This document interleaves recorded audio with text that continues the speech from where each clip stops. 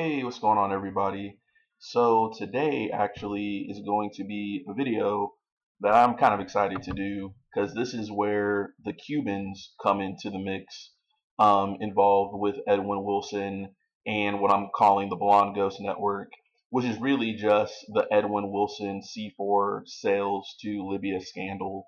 So, pretty excited about this one because basically this will connect the Edwin Wilson C4 situation towards the later Iran Contra situation and also to the past with um, the Bay of Pigs invasion. But you can also say the other Latin American government overthrows in like Nicaragua and stuff like that, Guatemala, things of that nature. Just the CIA Cold War, Allen Dulles era, CIA as usual type stuff, right? Um, so before I get started, I'm just gonna click on some articles here real quick.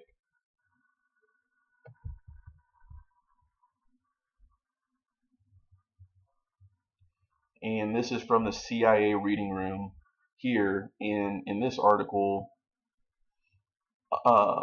which also features another character or a couple characters that I've done videos about, such as William Bill Wiesenberger, who was the chief of the Technical Services Division at the CIA, who was later fired by Admiral Stansfield Turner because Wiesenberger helped to assist an ex-CIA member turned CIA contractor at a company named American Electronic named John Henry Harper in developing detonators, um, some sample detonators that were pitched to the Libyans before they put in a massive order of about 300,000 to 500,000 detonators. So some pretty wild stuff going on. And so and this article also features Paul Sear, or who was a OSS veteran, and Jedburgh, a Special Forces veteran, who got caught up in Wilson in relation to M16 sales to the Libyans. But this article, actually, if you look down here, it talks about Cubans. So Wilson and Turple allegedly lured three Cuban CIA contract agents to Geneva in September 1976 by implying that their mission would be to assassinate for the CIA notorious international terrorist Elich Ramirez Sanchez, better known as Carlos the Jackal, and who is believed to be the planner of the 1972 Munich, and then it kind of redacts up there. So very interesting. So Edwin Wilson and Frank Turple were trying to get into bed with Gaddafi in Libya. And there's a lot of speculation as to whether or not the CIA had approval of this operation or not. The CIA pretty much said they didn't. And Edwin Wilson, when he was caught, was sentenced to about 52 years in federal prison, in which he served 20 years in prison for it before being released after winning an appeal in which Wilson's lawyer proved that Wilson had plenty of CIA contact in meetings during his interactions with Gaddafi and the Libyans. So the whole idea was allegedly to embed themselves with the Libyans to understand if they were making weapons of mass destruction, kind of get it on the inside with them.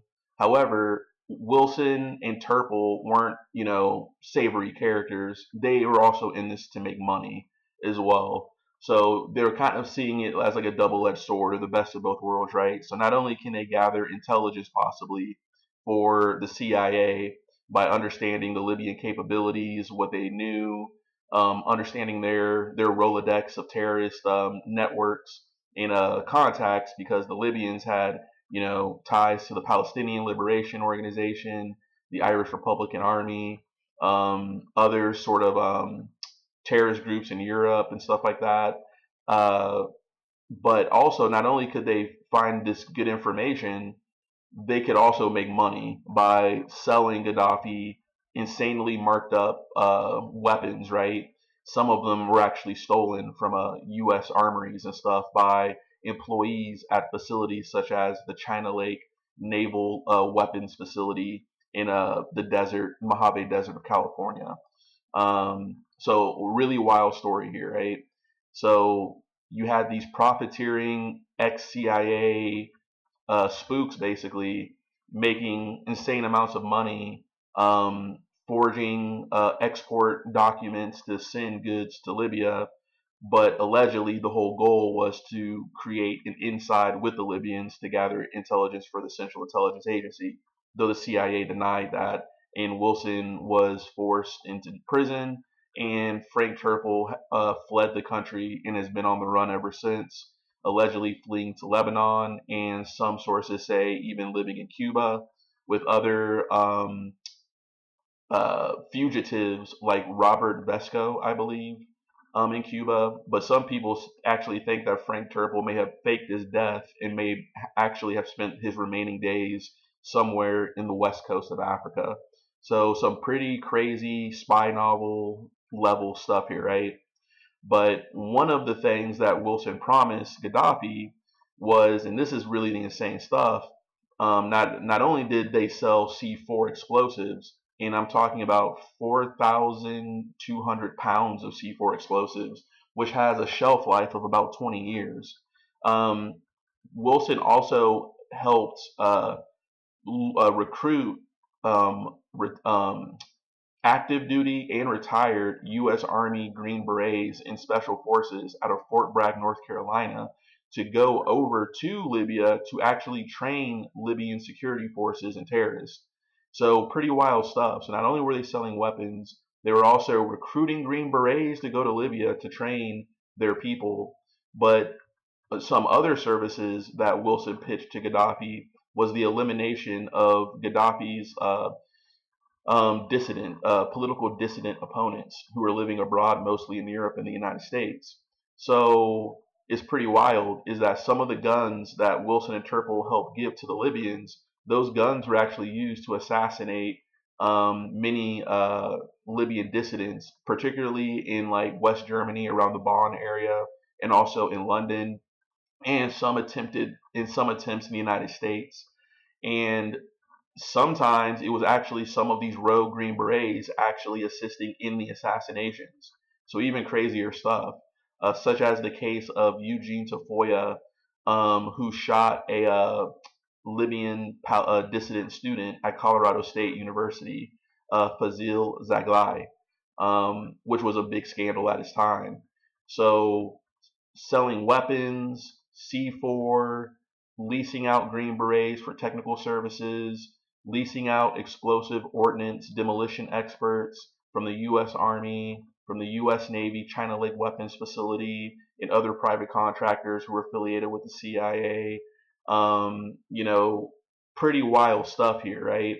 So who do you believe? You know what I'm saying? So who do you believe? Do you believe that Wilson was acting rogue, or did the CIA know?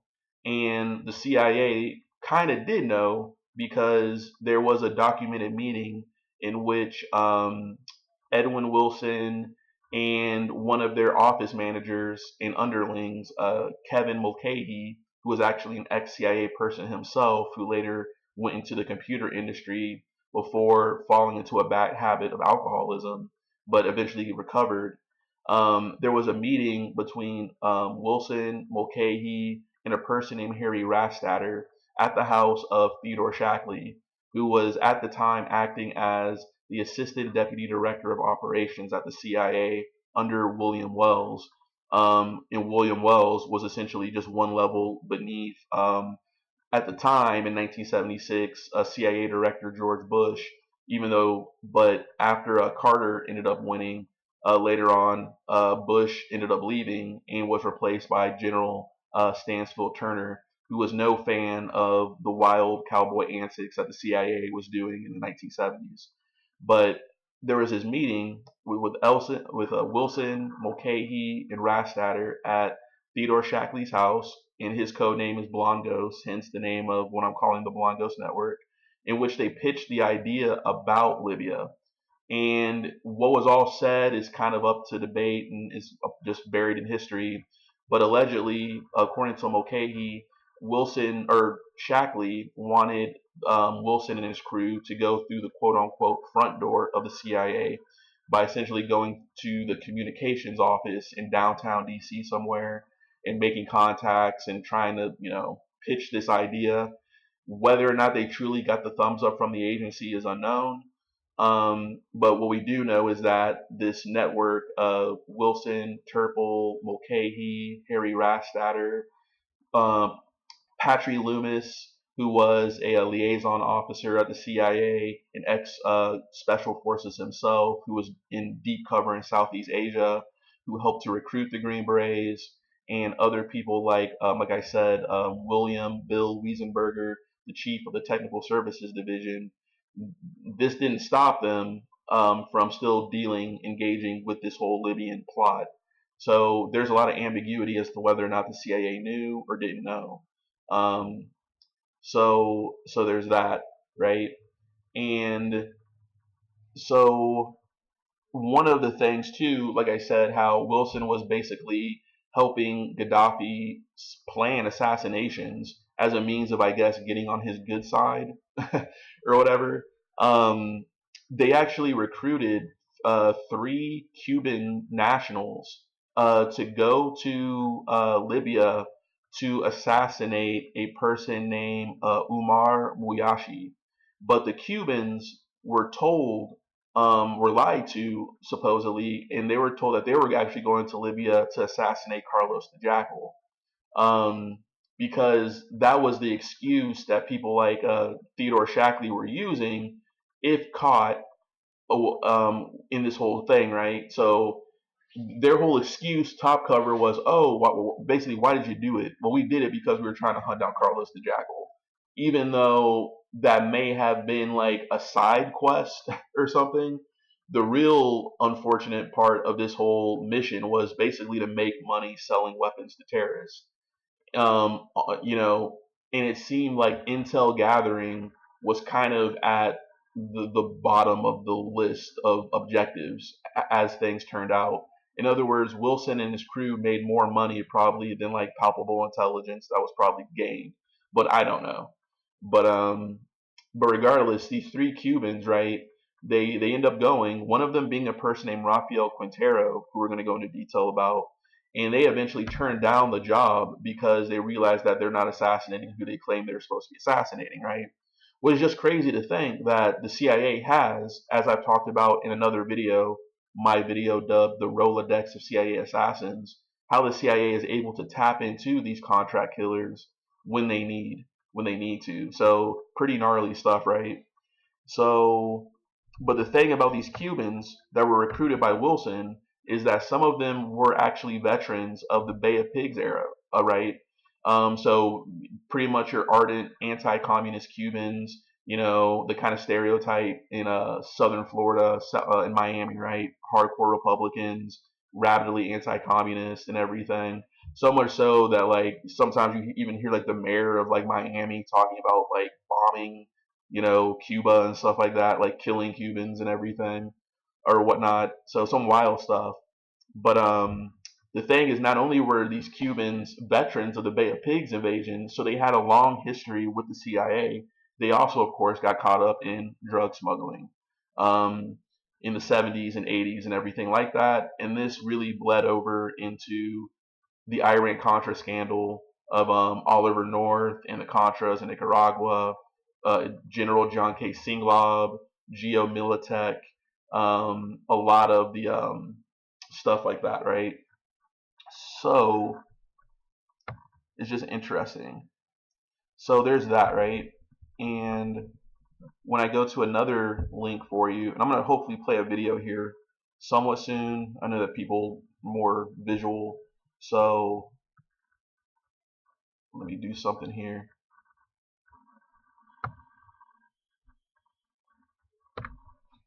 I think control.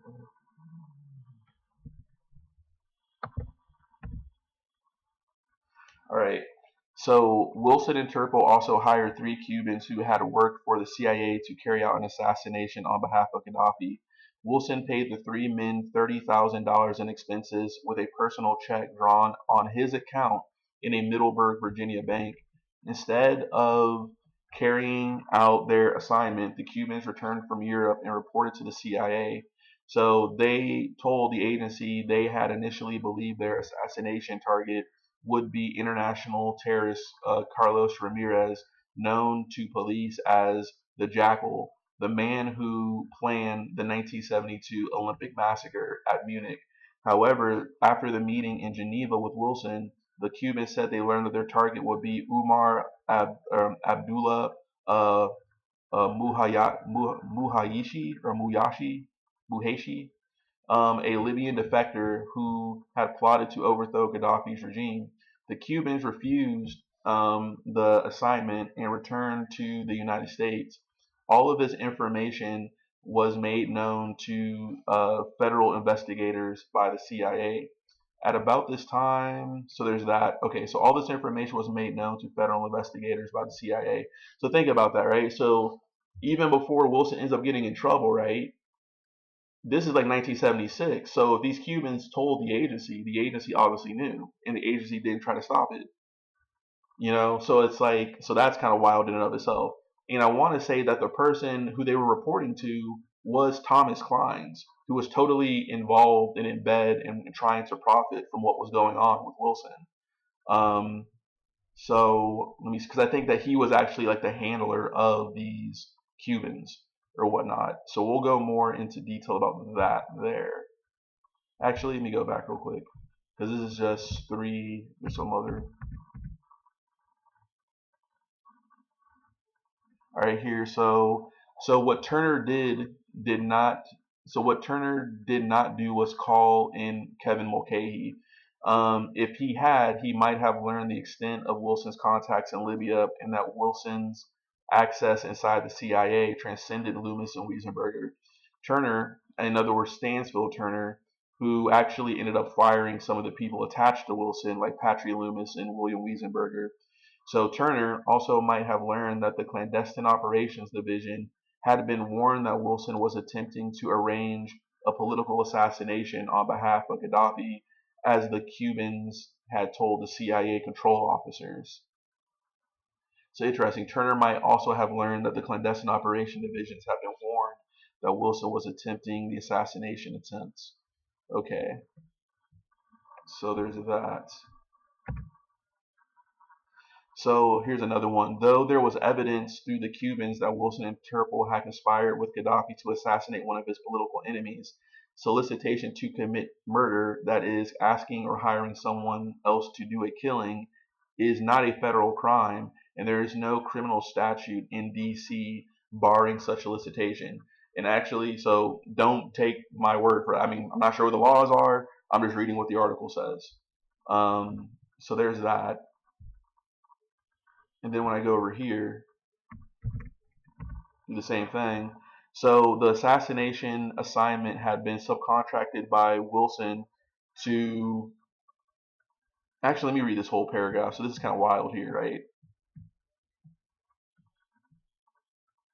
So let me read this. So the equipment included encoding devices and radio monitors capable of tracking, intercepting encoded signals. There was a meeting with representatives of the Irish Republican Army who wanted American-made M16 rifles. Mulcahy learned that such weapons could be found in plentiful supply. North Vietnam had sold its surplus weapons seized in huge quantities after its army overran South Vietnam in 1975. To Samuel Cummings of Inter Armco, the European-based arms dealer. It was in England, Mulcahy says, that Turple asked him if he wanted to earn $5,000 on his return flight to Washington by detouring to Cairo to deliver a quote-unquote cold gun, one with no identifying serial number. Mulcahy refused to deliver the weapon, but did learn months later that Qaddafi had provided Turple and Wilson with a $1 million contract to assassinate Umar Abdullah Muhayshi, a Libyan defector who had plotted to overthrow Gaddafi's regime. The assassination assignment had been subcontracted by Wilson to three anti-Castro Cubans in Miami with whom he had once worked in the CIA. So Frank was playing both sides against the middle, Mulcahy recalls. He was setting up an elaborate security system for the guy in Egypt to protect him while at the same time trying to bump him off. Mulcahy, uh, Mulcahy, and bump him off. That's what Mulcahy said. So Mulcahy and Turple got along well, and the two men exchanged many confidences during their trips together. Frank tends to talk a lot. He likes to name drop, Mulcahy says. What charges Frank's batteries is the thrill of the case, the excitement, um, the excitement being on the periphery of power. He thrives on it. In time, Mulcahy said he came to realize that there was more truth in Turple's seemingly wild stories than he had thought. So Wilson is more discreet and far more dangerous, Mulcahy said. Ed is devious and cunning, and he's living a lie. That is, he is the most important human being alive. He'll use anything to manipulate people or events to get them to come out in his favor. He's absolutely brilliant in a way he sets a deal up, puts people together and parcels out information. Ed compartmentalizes his own operation the same way the agency does. It allows him to play both ends against the middle and come out the winner. If Ed comes back and goes to trial, he's going to use every bit of information he stored up for years to get the CIA in court and put the agency on trial instead of Edwin Wilson. So there's that, right? So that's more about the Cubans there. And I want to say,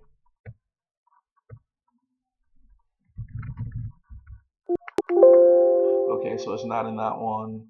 So there was also another article that I took some notes on about the Cubans, right? So we're going to talk about a person named Rafael Villaverde, but also Rafael Quintero, and also a guy who went by the code name El Mono. So I already read that part there. So this is another article here. So in ex-CIA agents' associates run arms export concerns. So according to this article, according to Justice Department officials, in another instance, also in 1976, Mr. Wilson hired Rafael Quintero, a former CIA contract agent who had reported to Mr. Clines, for a fee of $1 million to assassinate a Libyan dissident living in exile in Egypt. Such an assassination plan, detailed in the 1980 indictment of Mr. Wilson, was never carried out. So in 1978, public records in Texas show Mr. Quintero became secretary and director of API distributors. All right. So in the same article,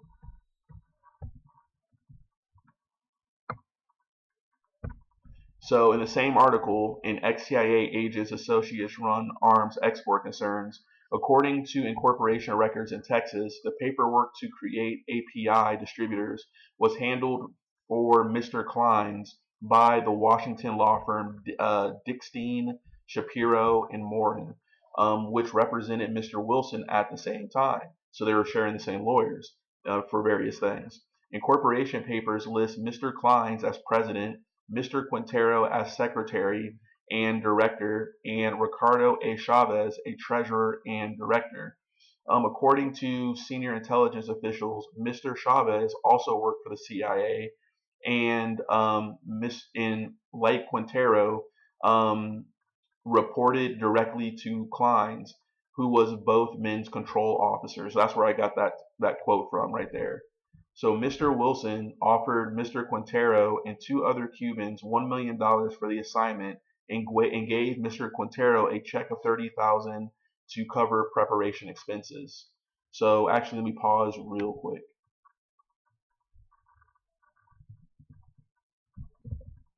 Okay, so I just want to read something real quick.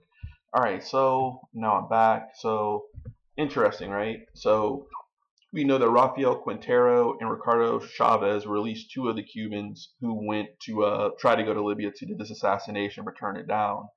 But they were being handled by Thomas Clines. Thomas Clines was well aware of what Edwin Wilson was doing on multiple occasions. Because Thomas Clines was actually at a Virginia bar meeting hosted by Kevin Mulcahy that featured some of the people who were trying to do the detonator cell in like 1976, 77 time frame, right?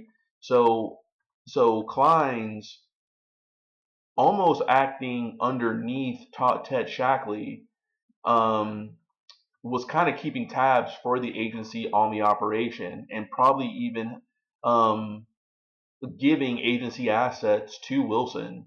However, it seems that Thomas Clines kind of seems like a dirtbag. He kind of seems like a very unscrupulous character. And one random fact about this Tom Clines guy, he just seems kind of like a scummy suburban. He reminds me of Dan Aykroyd in the movie Gross Point Blank. If you ever watched that movie, it's a great movie. He just kind of has this kind of like Argyle sweater, pudgy suburban dad type look, but he's kind of just a big dirtbag.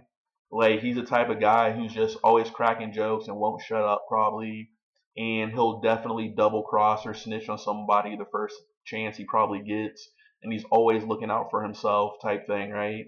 Just a total kind of like weird sycophantic character towards people who have power above him, but a abuser of power towards people beneath him, and always protecting his own neck and never probably really like sticking himself out for his friends and stuff. So he just seems like a very unscrupulous character.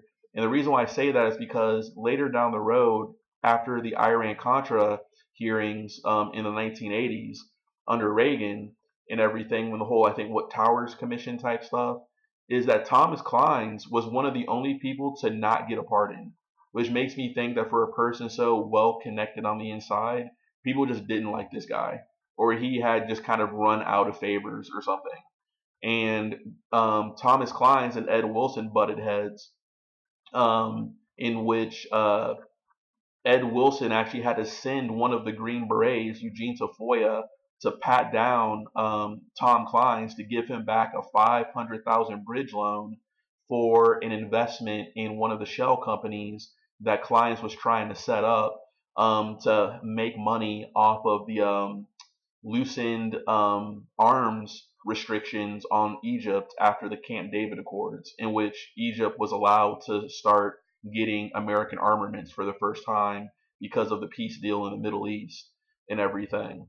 So these CIA guys realized, ching ching, there's a lot of money involved. So they created these shell corporations to sell armaments and stuff like that to Egypt.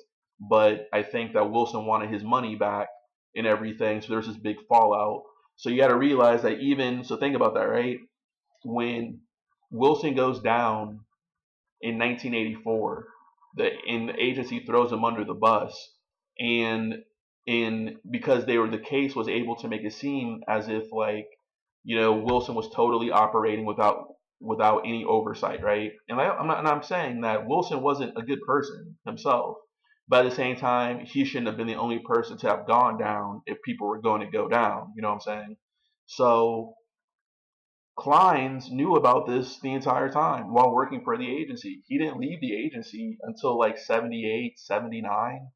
But a lot of this Libya stuff was happening from 76, 77. And like I said, he was attending meetings and everything like that. He knew what was going on, and even with the Cubans and stuff like that, they were reporting to him and everything. So it's very, very shady stuff with this Tom Clines guy, right? And you know how like there's always like the little sycophantic sidekick, right? Tom Clines was kind of like that to Ted Shackley. And Ted Shackley, who was still the assistant deputy director of operations, right, at the agency, he wanted to know what was going on, but he couldn't be seen knowing what was going on. So therefore, he delegates that authority down the chain. The interesting thing about Ted Shackley is that he got his feelings hurt because if Gerald Ford had won the presidential election, he was shortlisted to have been the director of the Central Intelligence Agency.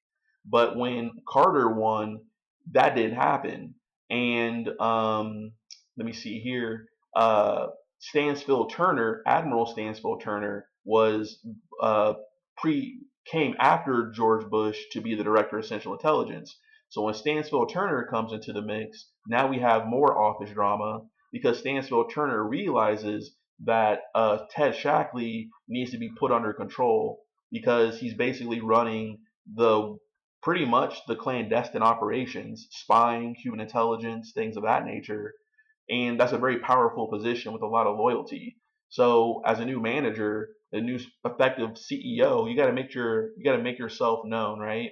So he essentially removes William Wells, who was above Ted Shackley, kind of in this kind of, I hate to say it, almost babysitter administrative top role, kind of like keeping track of the directorate of operations and clandestine services and stuff, but really Ted was calling the shots.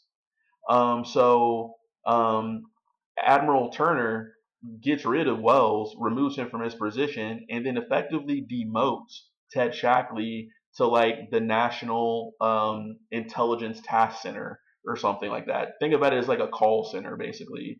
So effectively, it was really kind of just like, let's just be real.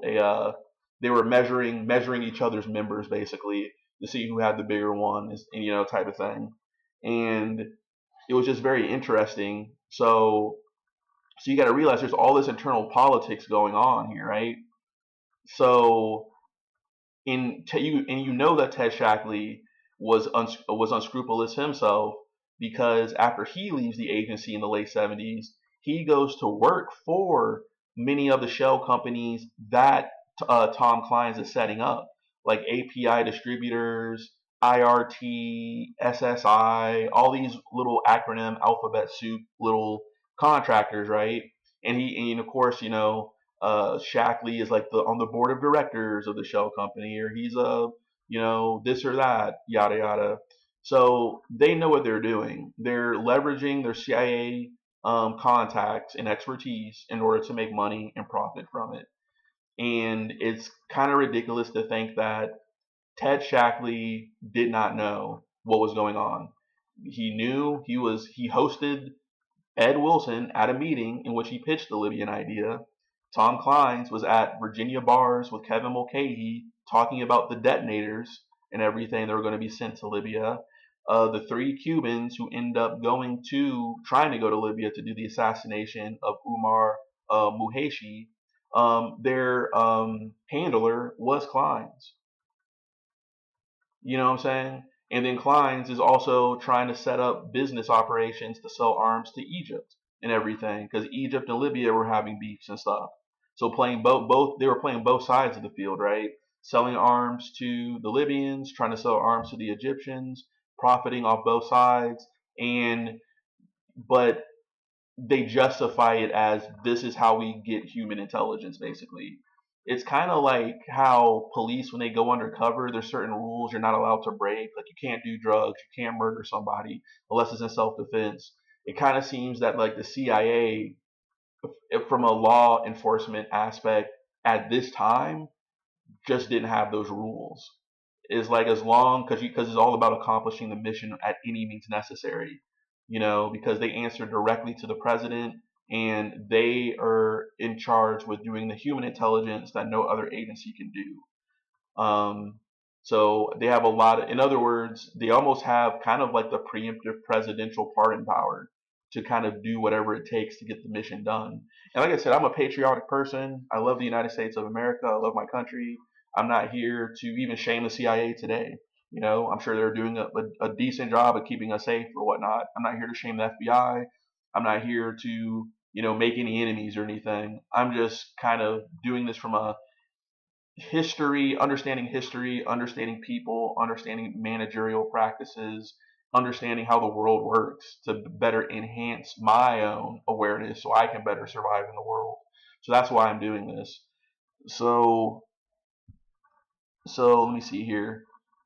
So shortly after the founding of API Distributors, which sells oil drilling equipment and explores for oil, primarily in Mexico, it opened offices in Houston sharing quarters with a freight forwarding company that Mr. Wilson helped to establish several years earlier, according to corporate records and former business associates of Mr. Wilson. So basically, this API Distributors of Thomas Clines was sharing a building with Around World Shipping, the freight forwarding company owned by Wilson, who actually shipped the massive 42,000 pounds of C4 to Libya. So so basically, can you imagine, like, you just see these signs on these doors, and they're just like these kind of like weird acronyms, and you would never know. You would never know, in one of these office parks, that these are actually like front CIA companies or something. You would just think that it's just another random office or something like that, like a dental office or an accountant office or something. But they're actually one of these like kind of shell organizations, right? And it's just fascinating to me for a person who grew up in suburbia and grew up, my family, we kind of made it from, I'm not gonna say poverty, but we made it from kind of like the upper lower class to like the upper middle class. So, and I remember kind of feeling out of place when I got to some of these areas. And because you realize these people always had money, right? Because they always had connections. They were always a part of the system. And you just look at some of these buildings and stuff. And I remember my mom said something very wise once. She was just saying that just because these people have money doesn't mean they got it the right way, And that always kind of stuck with me a little bit, or a lot. It really stuck with me, because you can be out in these little suburban places like the Woodlands in Houston, or the suburbs of Atlanta, or the suburbs of DC or something, and you don't really know what the parents are doing. You know what I'm saying? Like, maybe they are involved in some deep espionage cover where they're the accountants for some operation, or you never know. Like, it's just very interesting, right? Um, Dads who are pilots or air traffic controllers, at, not the major airports, but at the little regional municipal airports or something. Maybe they're helping to ship exported weapons to other countries or something. You just never know, It's just wild stuff. Maybe that foreign family who moved in down the street, or actually that's not their real name, and they're under some sort of witness protection program. You just don't know, right? So there's that, right? So there's also another person who is of importance here, and his name is Umar Abdullah Muhayshi. So he was a Libyan defector who had plotted to overthrow Gaddafi's regime, targeted for political assassin via plot against Wilson and Turple. Yet Turple was also selling him services of setting up a security system for Muhayshi. So there's that, right? So think about that. Isn't that so crazy? They're literally telling the guy who they plan on assassinating that we're going to do the security system on your house. You know what I'm saying? Like, it's wild stuff, right? So there's that. So where else we got here, right? So I think we did a pretty good job there of kind of going through some stuff. Okay, so I'm going to actually play a little bit of a video for you.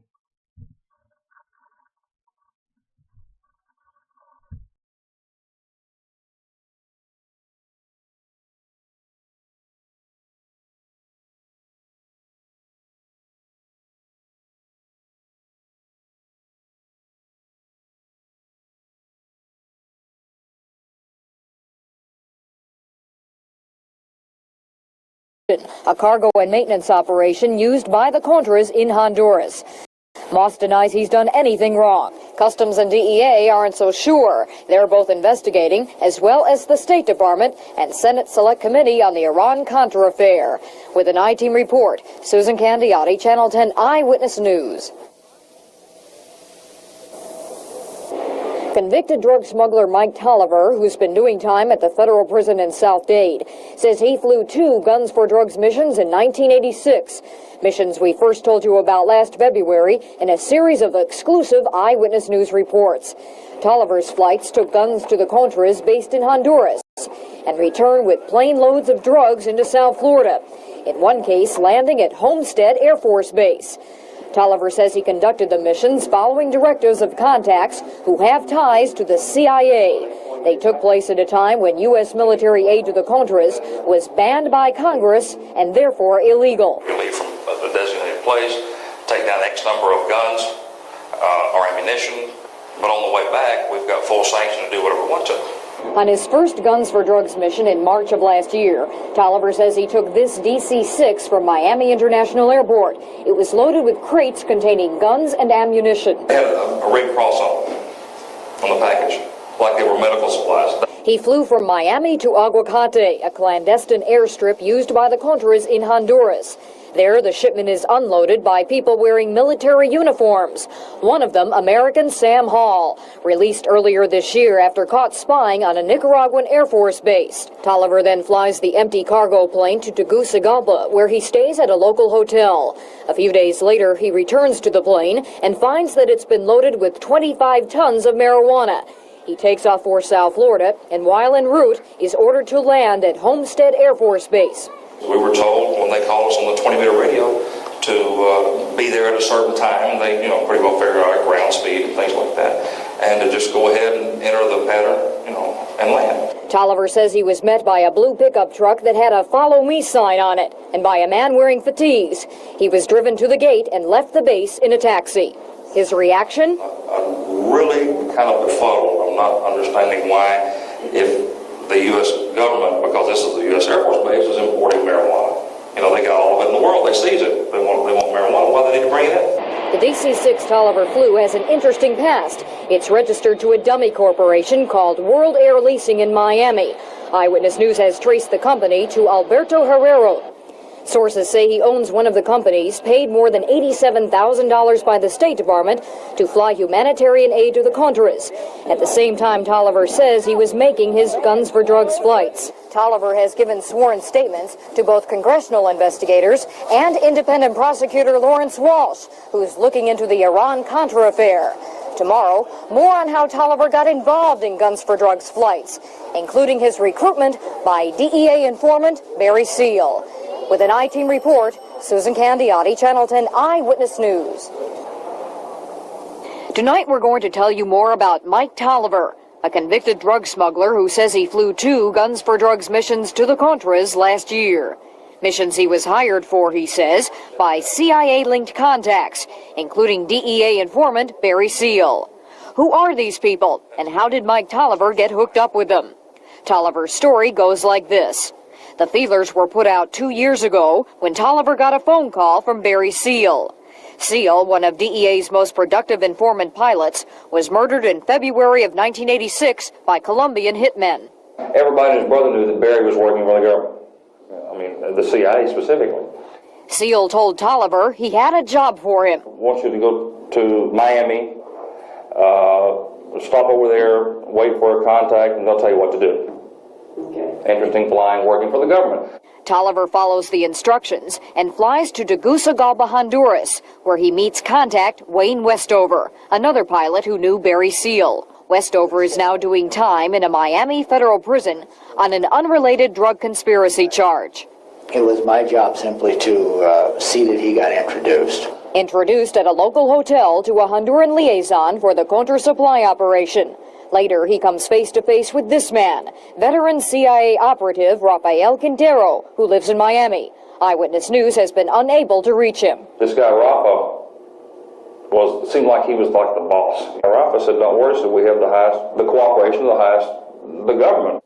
In January of '86, Quintero sends for Tolliver to meet with him in Ecuador. Quintero tells Tolliver he's to work with a new contact, replacing Barry Seal. That contact is a man Tolliver later identifies as Felix Rodriguez. Rodriguez, alias Max Gomez, another Cuban exile with CIA ties who has worked closely with Quintero. A few months later, Tolliver gets his final instructions from Rodriguez. Don't bring anything with you. Don't bring any maps. Don't bring identification. In March '86, Tolliver takes this DC-6 loaded with guns from Miami to Aguacate, Honduras, where he says he's not the only gun runner on the ground. Sometimes it looked like LaGuardia. He flies back 25 tons of marijuana, landing at Homestead Air Force Base. While DEA, Customs, and Homestead totally deny Tolliver's claims, he is expected to tell his story to federal and congressional investigators in Washington next month. With an I-Team report, Susan Candiotti, Channel 10 Eyewitness News. This internal memo, written by Assistant U.S. Attorney Jeffrey Feldman and obtained by Eyewitness News, is raising questions about the U.S. Attorney's approach to an investigation of a government-linked Contra supply network in South Florida, a network operating at a time when U.S. military aid to the rebels was illegal. The document, stamped sensitive, is dated May 14, 1986. Both U.S. Attorney Leon Kellner and congressional investigators say it is a revised version of the original. Despite its contents, chock full of information about secret arms shipments and an FBI request to take it before a grand jury, the concluding line in the revised version reads, quote, "It would be premature to take this matter to a grand jury." The document was sent to Washington 1 month after U.S. Attorney General Ed Meese met with U.S. Attorney Leon Kellner about the allegations, and around the same time Congress was about to vote on a $100 million aid package to the Contras. The report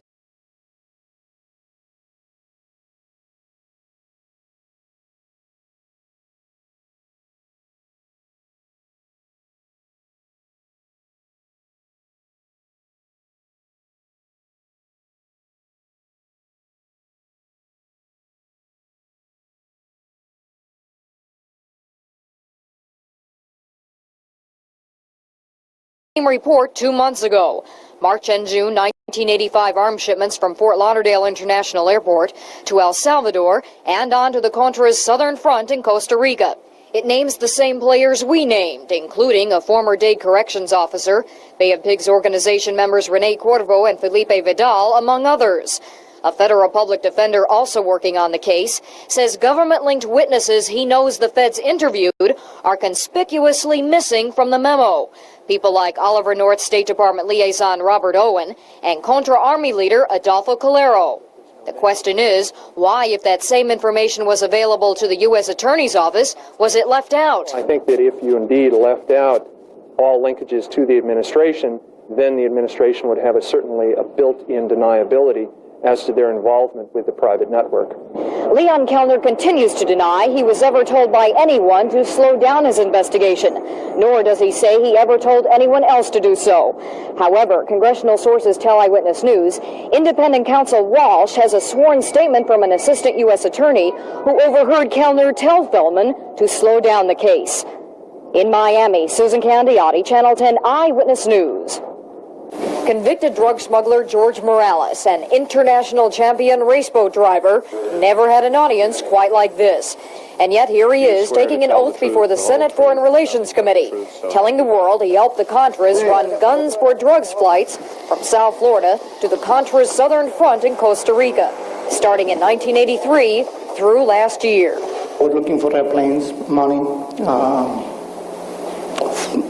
training, weapons, explosives, any type, any kind of help.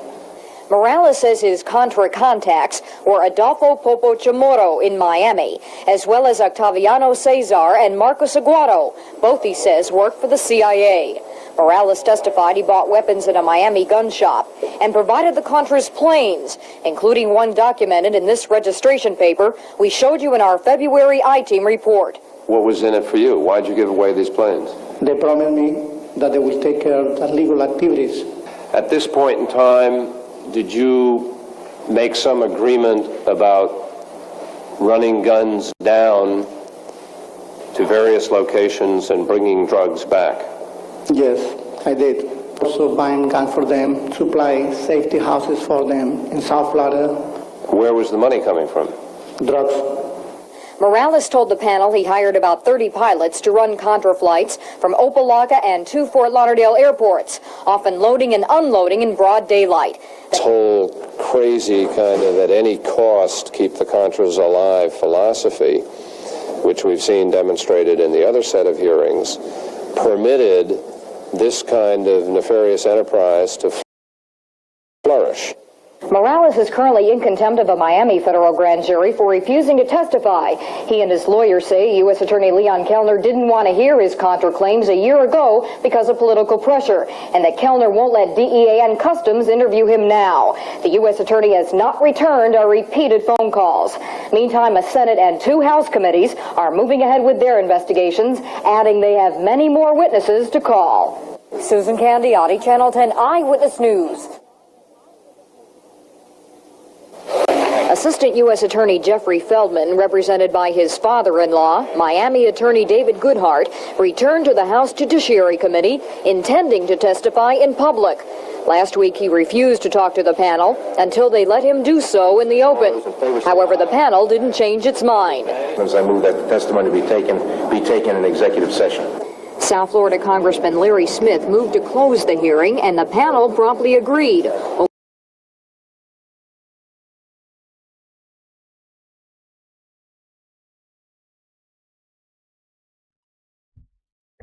Okay, so there's some information, right? So we saw the Rafael Quintero dude.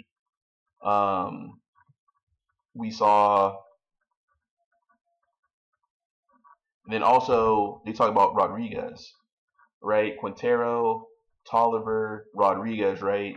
Which is kind of crazy because Felix Rodriguez, I think he's been involved in a lot of crazy stuff, right? So we'll even go into a little bit detail about him. So to keep going. So if we just go basically to just the Wikipedia page, right? Like I said, I have my own. So even though Wikipedia, I know a lot of people don't think it's the best source, I actually have like about 100 sources that I've just been reading in a separate Word document. And I would verify that a lot of the information I see on here is accurate. It is somebody needs to go in here and for anything that says failed verification or whatever, they just need to go in and fix that. But so let me see here. So investigation and conviction. I'm reading the profile page of Edwin P. Wilson. So after a lengthy investigation by the Bureau of Alcohol, Tobacco, and Firearms, then part of the U.S. Department of Treasury, Wilson was indicted by the U.S. Justice Department for firearms and explosive violations. However, he was in Libya, which would not extradite him. Wilson was very unhappy in Libya. The Libyans were suspicious of him, and he feared for his safety.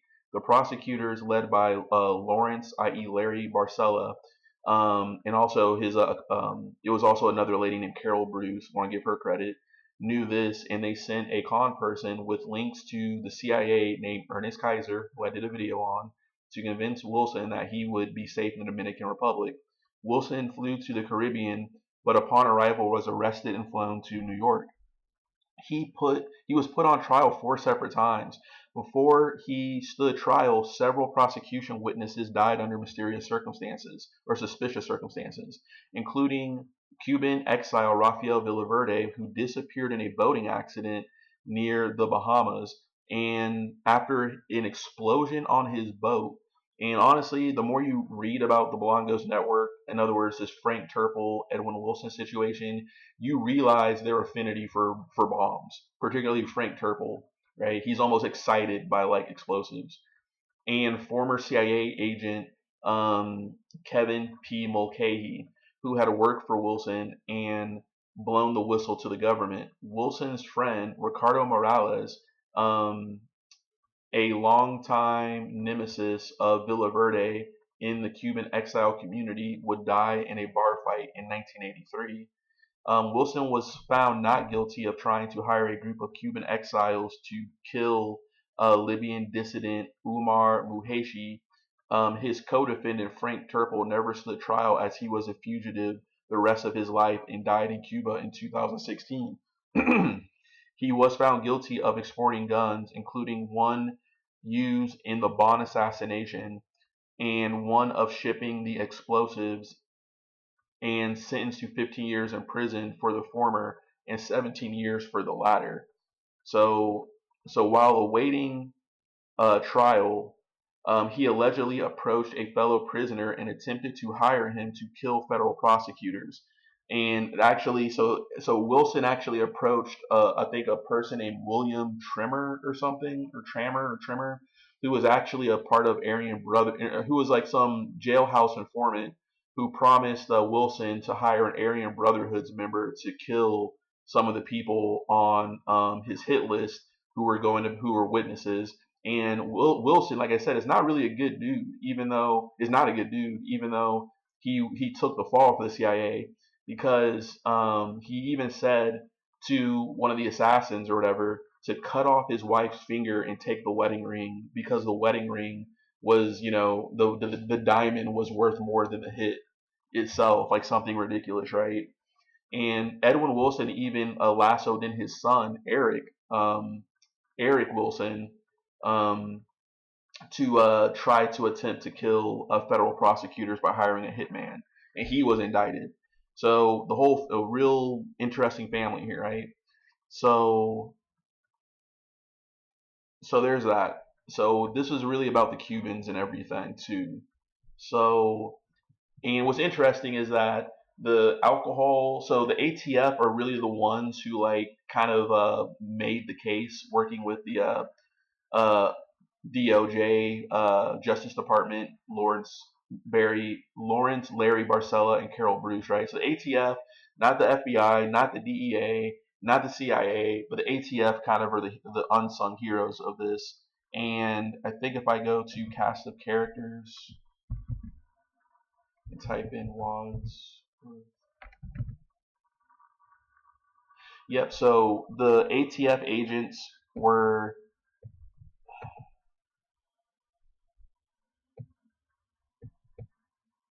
Richard Wadsworth and Richard Peterson. So there were ATF agents who became close to Mulcahy in mid-1978 and started investigations, according to the article exposing the Libyan link. And Mulcahy described them as heroes. So it was just very interesting. So, like, because Mulcahy was trying to blow the whistle, so he was going to any agency he could, really. But it was only after the ATF agent stepped in that they started pulling together more evidence and stuff like that. And I think one thing led to another, and they were able to kind of just realize, all the other networks of people, like the China Lake employees who were stealing stuff, etc. So pretty wild stuff there. So there's that. All right, so let me go here real quick. So this is the article about Umar Muhayshi. So this was the guy who they were trying to assassinate. So he died in 1984, interestingly. So he was a Libyan army officer and a member of the Libyan Revolutionary Command Council that ruled Libya after the 1969 Libyan coup d'etat. Born to a family of Circassian and Turkish origin, Umar Muhayshi was said to be a childhood friend of Muammar Gaddafi and later a member of the group of army officers called the Free Officers Movement that brought ousted the royal regime in Libya on 1 September 1969. He was one of 12 members of the RCC headed by Muammar Gaddafi. Make sure my volume's good. He was promoted to the rank of major after the revolution. After the establishment of the Libyan People's Court in October 1969, he represented the Attorney General at court. He was Minister of Treasury in 1970. He was later appointed Minister of Planning and took issue with Gaddafi's wasting of Libyan resources on pan-Arab and anti-colonialist causes. Instead, he wanted Libya to invest its oil revenues in agriculture and industry, particularly heavy industries such as iron and steel, in his hometown of Misrata. So in August 1975, Gaddafi's regime announced that an attempted coup d'etat had been forestalled. All 13 leading conspirators were members of the Free Officers Movement, and 4 of them, Muhayshi, Bashir, Huadi, Abdul Munim El Huni, and Awad Hamza, were members of the RCC.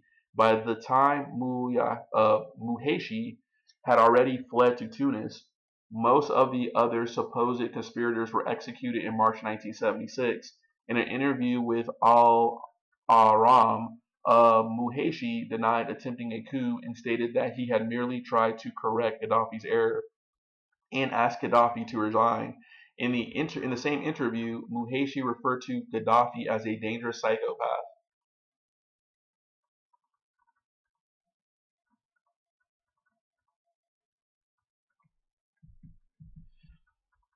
So, according to the classified diplomatic telegram sent from the U.S. Embassy in Egypt to the State Department, Egyptian President Anwar Sadat was using Muhayshi's radio broadcast to discredit Gaddafi and most of Gaddafi's RCC, with the exception of Abdesalam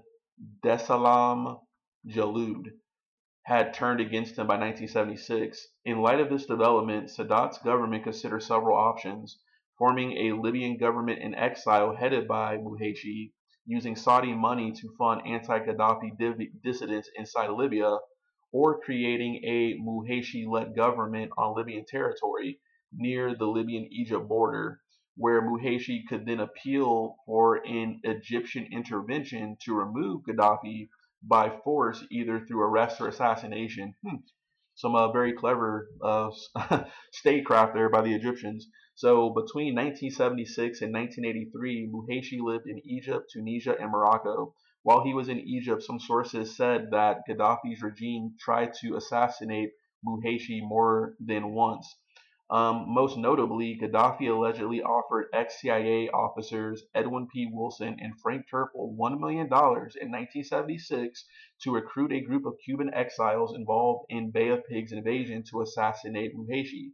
The Cuban exiles initially thought the target of the assassination would be Carlos the Jackal, then living in Libya under Gaddafi's protection, and they refused to take part in the plot when the target turned out to be Muhayshi. Wilson was sentenced to 32 years in prison over his ties to Gaddafi, but was acquitted in 1983 on the counts of murder conspiracy and conspiracy to solicit murder in the Muhayshi case. Turple never stood trial as he remained a fugitive for the rest of his life. So Muhayshi remained in Cairo until President Anwar Sadat announced his intention to visit Jerusalem in 1979, which Muhayshi publicly and vehemently opposed, resulting in the freezing of his activities and his expulsion from Egypt to Morocco in July 1980. While in 1983, while Muhayshi was in Morocco, then ruled by King Hassan II, the Moroccan authorities delivered Muhayshi to Gaddafi in exchange for Gaddafi promising to cut off financial aid to the Polisario Front. The Polisario Front was a Sahrawi nationalist liberation movement seeking to establish a Sahrawi Arab Democratic Republic through the Sahrawi people through the means of self-determination and armed resistance. So that's very interesting there, right? And I want to say interesting, right? So yeah, I'll keep going. Anyways, Muhayshi was murdered in January 1984 under torture by Saeed Rashid, according to Abdel Raham Salgam. According to another account, he was allegedly stomped to death on the airport runway as soon as he landed in Tripoli. Jeez. Not a glamorous ending either which way. Wow. Pretty wild stuff, man. All the stuff between all the various, Middle Eastern countries. So Egypt is beefing with Libya and everything like that, and Morocco has their own internal struggles between their various ethnic groups and everything. So like a lot of stuff going on, right? And Libya just seems to play a very important role in CIA lore, right? So we know about this whole case of Edwin Wilson, Frank Turple, C4 cells to Libya, right? But then we also know the whole Benghazi situation that attaches to people like Basit Iktet, who was actually the husband of Nexium member Claire or Sarah Bronfman. So that's even a weird thing. And then we also know Eric Prince in more recent years was involved in Libya in the Intercept Exposed Project Opus, in which Eric Prince was trying to arm General Haftar, who was one of the many generals vying for control in Libya. And I think that Haftar was kind of being supported by the Americans and the Egyptians. And I want to say that Haftar was a general underneath Gaddafi, but I think was thrown under the bus and left to rot in a Chad prison or something when once captured or something like that.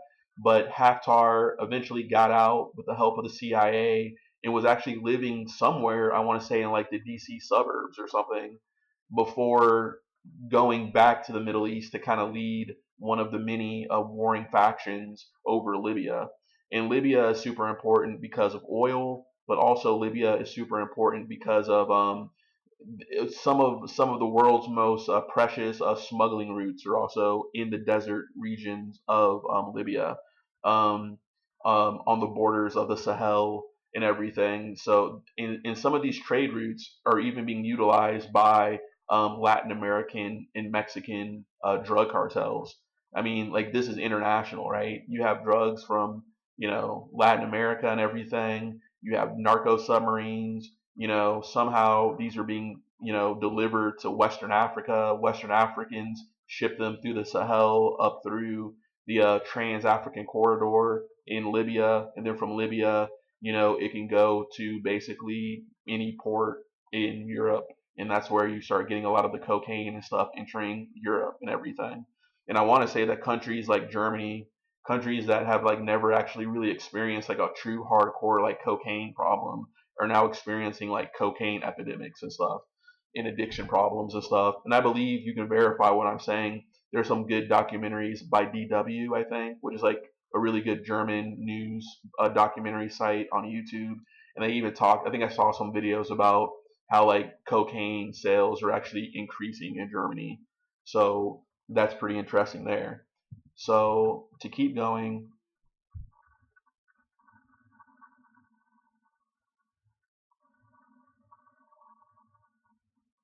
so this is an article that I found as well.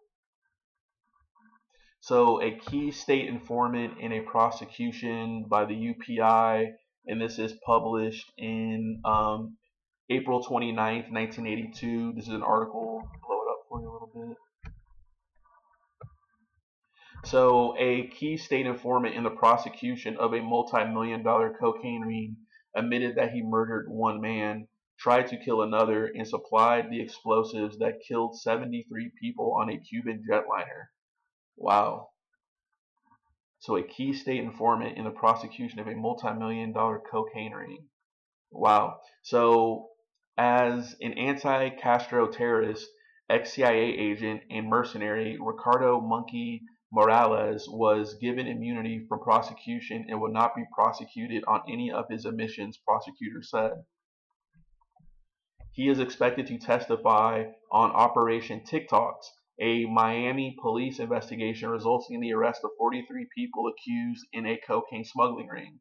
Defense attorney Douglas Williams said Morales admitted in a deposition that he killed an anti-Castro activist in 1974 when the man came to his door 17 days after being acquitted of a murder charge set up by a Morales tip. So he also admitted killing 73 communist agents over Barbados in 1976 by providing explosives used to blow up a Cuban commercial jet, Williams said. Jeez. Morales, in the disposition, admitted to carrying out an execution-style murder attempt against an anti-Castro activist in 1968, wounding the man with 17 machine gun bullets. He also admitted to bombing the home of a Miami jewel dealer on behalf of an angered bookie in 1978. Jeez. It kind of reminds me of Sammy the Bull, how he kind of just got away with so much. So there's that. So defense lawyers want Kogan to throw out all wiretap evidence against the TikTok defendants. Morales' name appears constantly in police affidavits requesting permission to install electronic bugs in the telephone and home of defendant Carlos Quesada. Defense attorneys claim Judge Thomas Scott may never have ordered the wiretap if he was familiar with Morales' background. Police authorities claim Morales is a dependable informant. So he was so basically he was a police informant, DEA informant, ex-CIA agent, and he used that power to essentially become like almost like a terrorist or whatnot. And he was like setting up other Cubans in the Miami scene or whatnot. It's very interesting, right? It's kind of like this weird game of cat and mouse, but it's like staged, where it's like, let's be real. Like the CIA knows that cocaine dealing was going on in Miami, but they also they also help out the DEA, the FBI, the ATF with their cases and everything, right? So it's like you use these people, these drug dealers, to basically wash the cash for you or to flip the drugs into cash, but then you tip off other law enforcement authorities to basically arrest them and to collapse that ant nest within that ant colony, but you set up another ant colony in another place. So it's this weird thing of like facilitating and entrapment and things of that nature. Very Machiavellian, realpolitik way of like power, effectively, is what it seems like. You know, like the CIA definitely knew cocaine was going into Homestead Air Force Base, and then somehow it's making it to the Cubans, and then it's probably being sold by black drug dealers and everything. And the black foot soldiers are the ones who get thrown and locked away on 3 strike laws under Reagan, so he can show that he's clamping down on the war on drugs or something, unbeknownst that he's actually using some of the confiscated drug money from the people of color communities like the Cubans and the African American or Haitian or what have you, Caribbean American communities. And they're using that to help fund their shadow covert war in Nicaragua with the Contras. And you're able to make the DEA look good, the ATF look good, the FBI look good, and the CIA look good. Because it seems like they're all being complicit in enforcing the law when really they have many informants who are facilitating these things. It's almost like the informants have handlers, and the informants are handlers for the dealers. And then when the dealers and the people who are slanging on the streets, become too much of a liability, the informant snitches on them. They go to jail. Local police, DAs are able to make cases, win re-elections, look like they're doing a really good job, etc., etc. So it's like this is how like real, true, hardcore politics works. Banks, lawyers, politics, the alphabet soup agencies, and everything like that. And people are just like mere mortals in these kind of games of these gods, effectively, or whatnot. It's wild stuff, right? So this Morales guy is nothing to be messed with, right? So he was a key state informant in the prosecution of $1 million cocaine ring, a multi-million-dollar cocaine ring admitted he murdered one man, tried to kill another, and supplied explosives that killed 73 Cubans on a commercial jet. And isn't that wild? Anti-communist Cubans in the United States using terrorism against Cubans. You know what I'm saying? It's like, is that really productive? Like, is this really gonna like help us bridge the divide of peace between our countries or something like that? You know what I'm saying? And these could very well be like their relatives.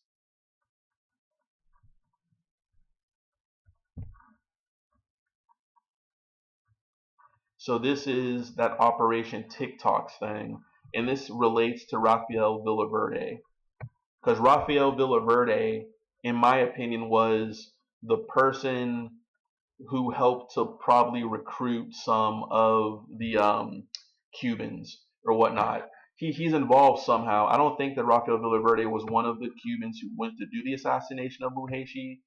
We seem to know that Rafael Quintero and most likely Ricardo Chavez were there. But this Rafael Villaverde was involved somehow, according to the Wikipedia article with Wilson.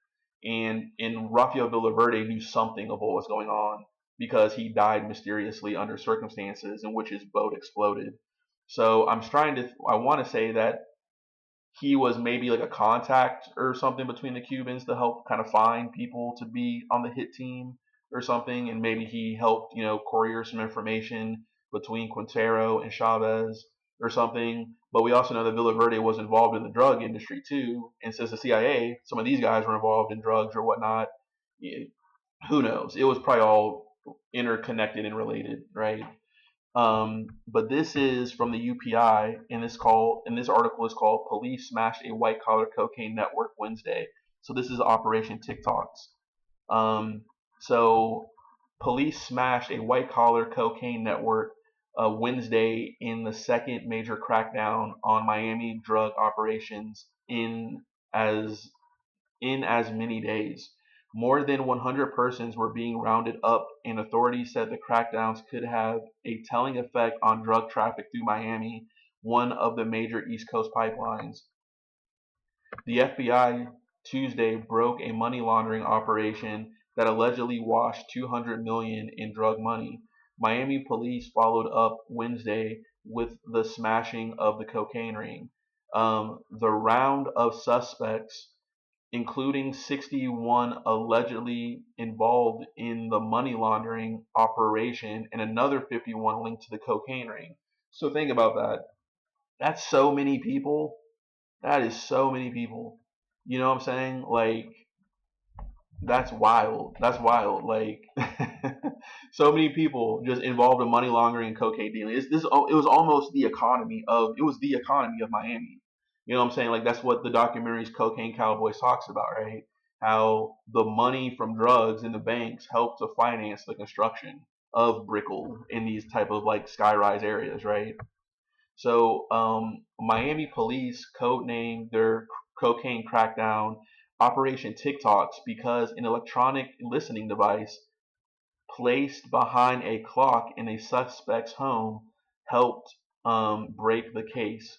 Um, so the FBI called its money laundering probe Operation Banco Shares. It was a classic sting operation which undercover agents penetrated big-time drug networks by setting up a bogus money laundering operation. So an FBI spokesman said it was the first FBI operation ever directly targeted on laundering of drug profits. So Miami Police Chief Kenneth Harms said many of the suspects rounded up in Operation TikToks were businessmen who conducted legitimate businesses but also had interest in narcotics. So this is a very involved network, he said. We consider this to be a major case in the Miami Police Department's history. Harms said the smuggling ring involved dozens of people linked by a few drug smugglers. One of those arrested was Rafael Villaverde, director of the Little Havana Community Center. The center had been investigated by the Dade State's Attorney's Office in 1977 as being a focal point for anti-communist terrorist groups. Villaverde and his brothers Jorge and Raul were also charged, appeared before Dade Circuit Judge Gerald Cogan Wednesday. They were freed after posting $10,000 bond each. All three of the brothers are Cuban exiles and Bay of Pigs veterans who spent time in Cuban prisons after the ill-fated invasion in 1961, designed to take Cuba back from Fidel Castro. So, under questioning by Assistant State Attorney Rena Cohen, Raul Villaverde said he had been trained in quote-unquote covert activities by the CIA in preparing for Bay of Pigs, as well as the members of the Bay of Pigs invasion force.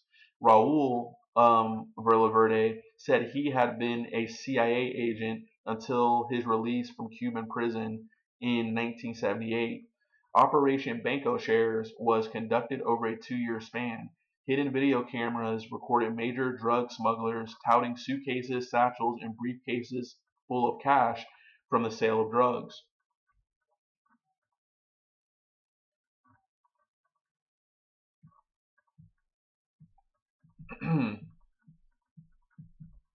So you see here, those charged include a reputed drug smuggling kingpin, a former bank officer, and more than 30 Colombians suspected of being major drug figures. So the Colombians are also involved, right? Colombians, the Cubans in Miami, the Bolivian hookup underneath Roberto Gomez Suarez and everything. So you got the coca leaves in Bolivia, the processing in Colombia, and then you have the distribution centers at first mostly through the Caribbean and up through Miami. But, like in the Netflix series Narcos, right? You started seeing more of the work being pushed up through the Mexican cartels and everything and their roots and stuff. So pretty wild stuff there.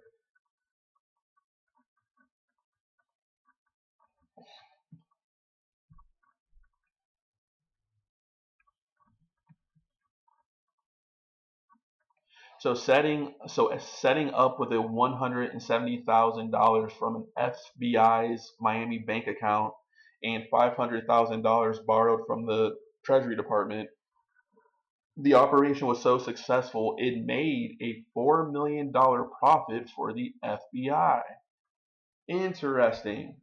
So they what? What? Okay, think about that, right? Just think about that. So in this Operation Banco shares, right? They did this kind of like sting operation. That was like 2 years, right? And I guess they set up the operation with like just $170,000 from the FBI's Miami bank account, but they also borrowed another half a million from the Treasury Department. And I guess by them running this fake money laundering operation or something, they somehow made $4 million. So that just goes to show something, right?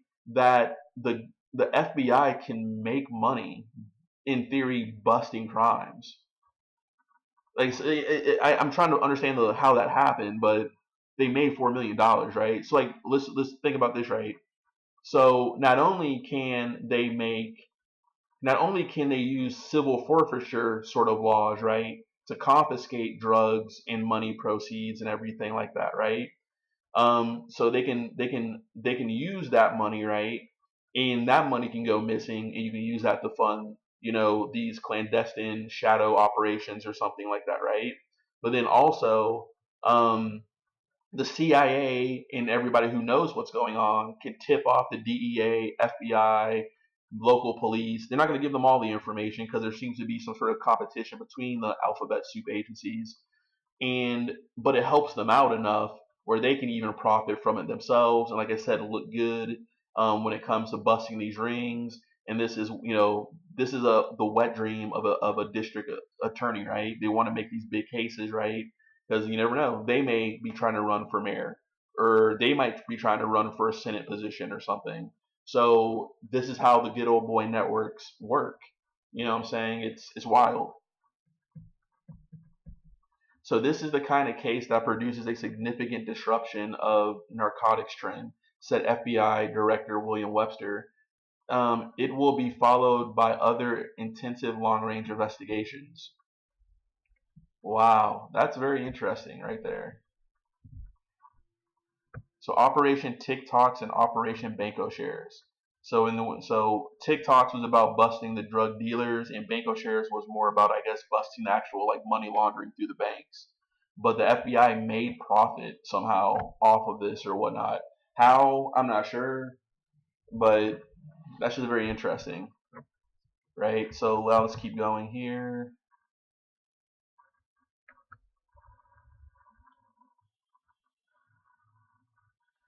So this is a photo of Operation 40, right?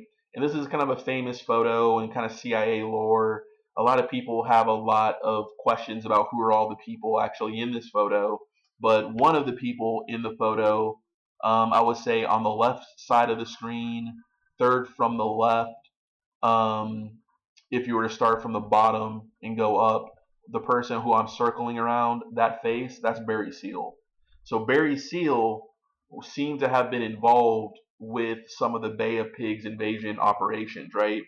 And he's an interesting character because Barry Seal was a member of Civil Air Patrol most likely trained alongside people like Lee Harvey Oswald, who was also a member of the Louisiana Civil Air Patrol. Underneath people like, what's his name? Let me look it up real quick. Who was trained by people like something Ferry. Got it right here somewhere. David Ferry, right? So David Ferry is very interesting because he's kind of known in JFK assassination lore because he kind of led this unhinged rant at some sort of like kind of like military veterans gathering in New Orleans, talking about how he wanted to kill JFK and everything like that. And David Ferry is a very weird character because he had it wasn't alopecia, but he had some sort of like skin defect or whatnot that kind of forced him to wear like makeup and disguises basically to kind of hide his kind of like skin issue. So therefore he was always like wearing like costumes, like masks, like a very strange person, right? But he was one of the tutors of many of the young men in Louisiana Civil Air Patrol. Like and some say it was Lee Harvey Oswald and also people like Barry Seal and everything. And we all know what happened to Lee Harvey Oswald. And the New Orleans situation is very interesting to all this Cuban stuff, is because some of the training of the Cubans in the Bay of Pigs happened um, in the bayous of Louisiana because they mimicked some of the conditions in Cuba and everything like that. So that's very interesting there because there were, let me see here. There was a CIA cryptograph called JM Move, and JM Move was actually the New Orleans based training facilities for the Bay of Pigs operation, which was aligned with another CIA cryptograph, JM Wave, which was the coordination center actually on the property of the University of Miami. That actually was kind of like the you can almost think like the base of operations for like policy and coordination for what would become the Bay of Pigs invasion and later Operation Mongoose. And this is where people like Edwin Wilson come into play because according to one source I read, he was actually a money courier paying off some of the people involved in the Bay of Pigs invasion. And Tom Clines and Ted Shackley were also involved in the planning and operations of the Bay of Pigs operation. With Ted Shackley, even after the Bay of Pigs failure, ended up becoming station chief down in Miami on JM Wave. In other words, this University of Miami CIA station, basically. Um, Pretty wild stuff. And they had all sorts of little shell companies and everything. Let me go here. I think, what was it called?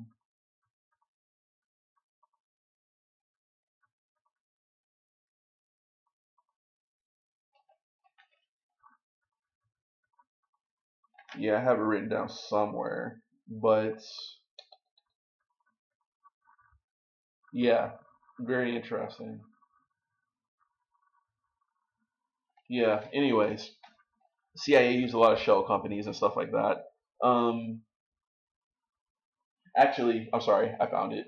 One of the shell companies involved as cover for the JM Wave station at the University of Miami was called Zenith Technical Services. Um, so there's that. But the thing about the David Ferry guy, before I go off too much, is that David Ferry was actually a aspiring Jesuit priest. I want to say up in, I think, Indiana, somewhere in the upper Midwest, but he was actually let go by the Catholic Church because of his quote unquote unprofessional relationship with young boys. So you have this most likely pedophile now finding himself in Louisiana training young boys with the Civil Air Patrol and everything. And one of those young men who a lot of people speculate, and there's a photo of him with, let me see here, there's a photo actually of David Ferrie with Lee Harvey Oswald. It's just interesting that you have this pedophile guy, most likely with Lee Harvey Oswald. And David Ferrie also played a very prominent role in the investigations by, what's his name?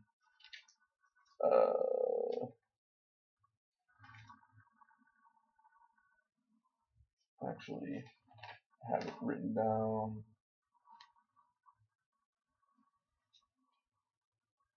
Jim Garrison. So Jim Garrison, who was like a kind of a district attorney or something like that in New Orleans, right, was actually one of the people leading the investigation over the New Orleans links to the JFK assassination, and he investigated a person named Clay Shaw. And Clay Shaw was later revealed by CIA Director Richard Helms when under oath at a congressional hearings that Clay Shaw, who was a New Orleans business person, was a part of the CIA's domestic contact service. In other words, kind of like business people and stuff like that who can like provide information and tips to the agency. So Jim Garrison investigated this Clay Shaw David Ferrie connection. And let me see here. And what's interesting is that Jim Garrison's files, in which he was researching the New Orleans connection to the JFK assassination, were actually allegedly destroyed by later District Attorney Henry Connick Sr., the father of Henry Connick Jr., the entertainer. And Henry Connick Sr., according to some videos I was watching, had connections to a person named John Reed Campbell and also Louis Saille, or Saille. And these men are important because they were incriminated in an actual pedophile ring in New Orleans, in Louisiana, called Boy Scout Troop 137, which is an infamous case in which you had pedophiles such as Richard Halverson, alias John Douglas, Raymond Woodall, Robert Lang, in which local law enforcement, when they discovered this ring, they actually thought this Robert Lang was a possible CIA member because they found a photo of him wearing various military uniforms across various branches at very high ranks, meaning that he must have been in some sort of deep cover or something like that. And it's my personal belief that it could possibly be this David Ferrie guy because of his propensity for wearing costumes, because of his medical condition, and the fact that he was probably somewhat connected to the CIA because he was also a gun runner for he was a gun runner to Cuba during the kind of confusing times in which, like, at one point Castro was kind of on the side of the Americans, but then we realized that he was too far gone of a communist. So then we started funding the opposition. And this is kind of the confusing time between when, like, we didn't necessarily like Castro, but Batista was kind of like getting out of control too. And we all know that like the mafia had casinos down there, you know, a lot of U.S. business interests down there, and also the domino theory of trying to prevent communism from spreading. But regardless, this Dennis Ferrie guy or David Ferrie guy was known to have, you know, flew planes from New Orleans to Cuba to like drop off ammunition, right? And he knew people most likely like Frank Sturgis and other kind of notable spooks and all the JFK and later Watergate lore and stuff. But it's just wild, right? And New Orleans has played such a big role in a lot of stuff I'm saying because a lot of people don't realize that New Orleans had at one point one of the largest Cuban populations in the United States. So you had Miami, you also had Tampa, but then you also had New Orleans, right? And in all those areas, you had an extensive Italian mafia presence, right? In which we know that the Italian mafia was kind of recruited by the CIA to kind of study assassinating people like Castro. Some even say even helping to facilitate the assassination of JFK or RFK or both of them, because the CIA recruited La Cosa Nostra under Richard Bissell, and I want to say Richard Bissell was the director of plans underneath Allen Dulles during the whole Bay of Pigs invasion. And Richard Bissell knew Robert Mehu. Robert Mehu was the security chief for infamous reclusive billionaire or multimillionaire or what have you, Howard Hughes. So you have this Howard Hughes connected shadow person, Robert Mehu, had contacts with many people in the mafia, and some of those people, I want to say, included names such as, look at my notes, what we got here. La, la, la, la. I think I have it written down somewhere. Yep, so Robert Mehu knew people such as Johnny Rosselli, Sam Giancana of the Chicago outfit, and there was also Carlos Marcello of New Orleans, and you also had the Trafficante family of the Tampa area. So you had the Marcello family in New Orleans, Trafficante in Tampa, and you had the Chicago outfit with Johnny Rosselli and Sam Giancana.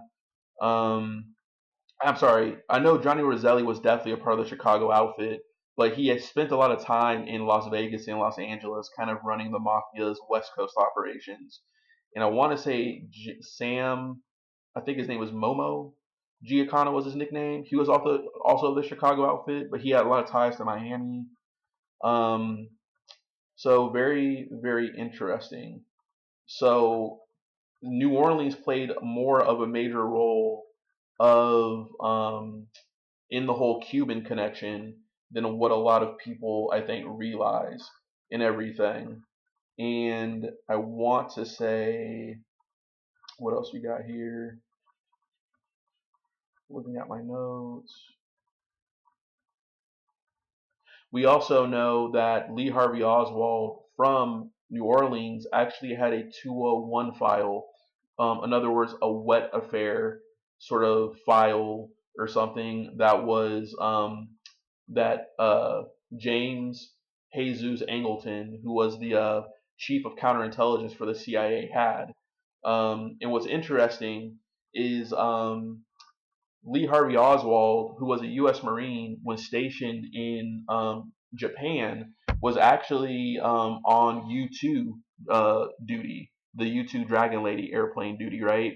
Which was actually a pet project of people like Richard Bissell. And as crazy, another interesting coincidence is that Edwin Wilson, the person who I'm saying sold C4 to the Libyans, got his career at the CIA in the Office of Security, actually as a security guard for the U-2, being stationed in places like Adana, Turkey, in which he basically kept tabs on U-2 pilots and their families to make sure they weren't giving up confidential information. So that's another thing. And one of the people that Edwin Wilson was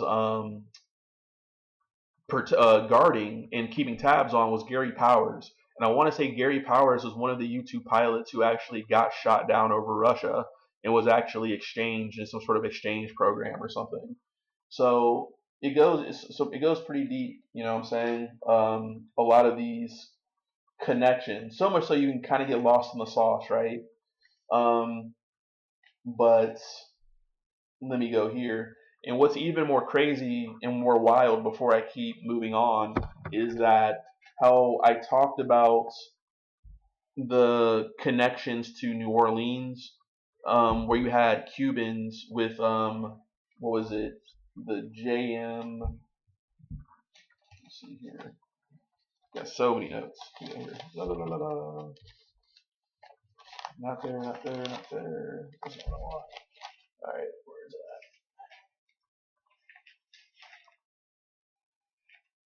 that? It was with, okay, so JM Move, right? So JM Move was one of the cryptographs by the CIA to describe the New Orleans operations, right? And that's very interesting because, like I was talking about New Orleans, in the PD file ring of Boy Scout Troop 137, in which police officers allege that one of the members may have been a rogue CIA agent. And that's just so interesting because that ring actually connects to other notable PD file rings, unfortunately, such as the rings ran by John D. Norman, which I did a video on. John D. Norman was like the brain, was like just the most insane, one of the most insane, prolific, dangerous pedophiles the United States has probably ever seen. And he had connections to New Orleans via a person named Raymond Woodall, who was later sentenced to federal prison, I want to say in Angola, which is not a good place to be if you're a child tickler.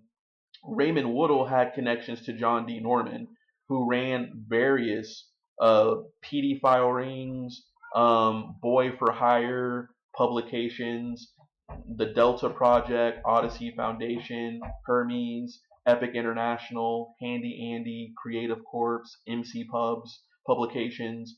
He was active in California, Colorado, Texas, Pennsylvania, Illinois. He actually was from Oklahoma, but his family ended up moving down in like the 1920s, 30s to Dallas, actually. And in some research I did, I actually found a screenshot of, actually, sorry, cat's going crazy.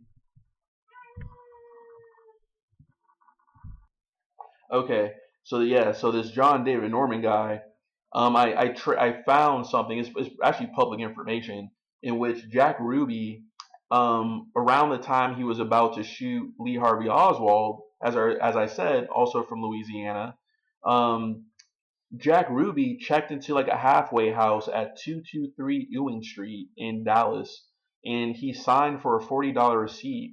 And the person who accepted the receipt was a person named John D. Norman. And I'm thinking to myself, is this the same crazy pedophile guy?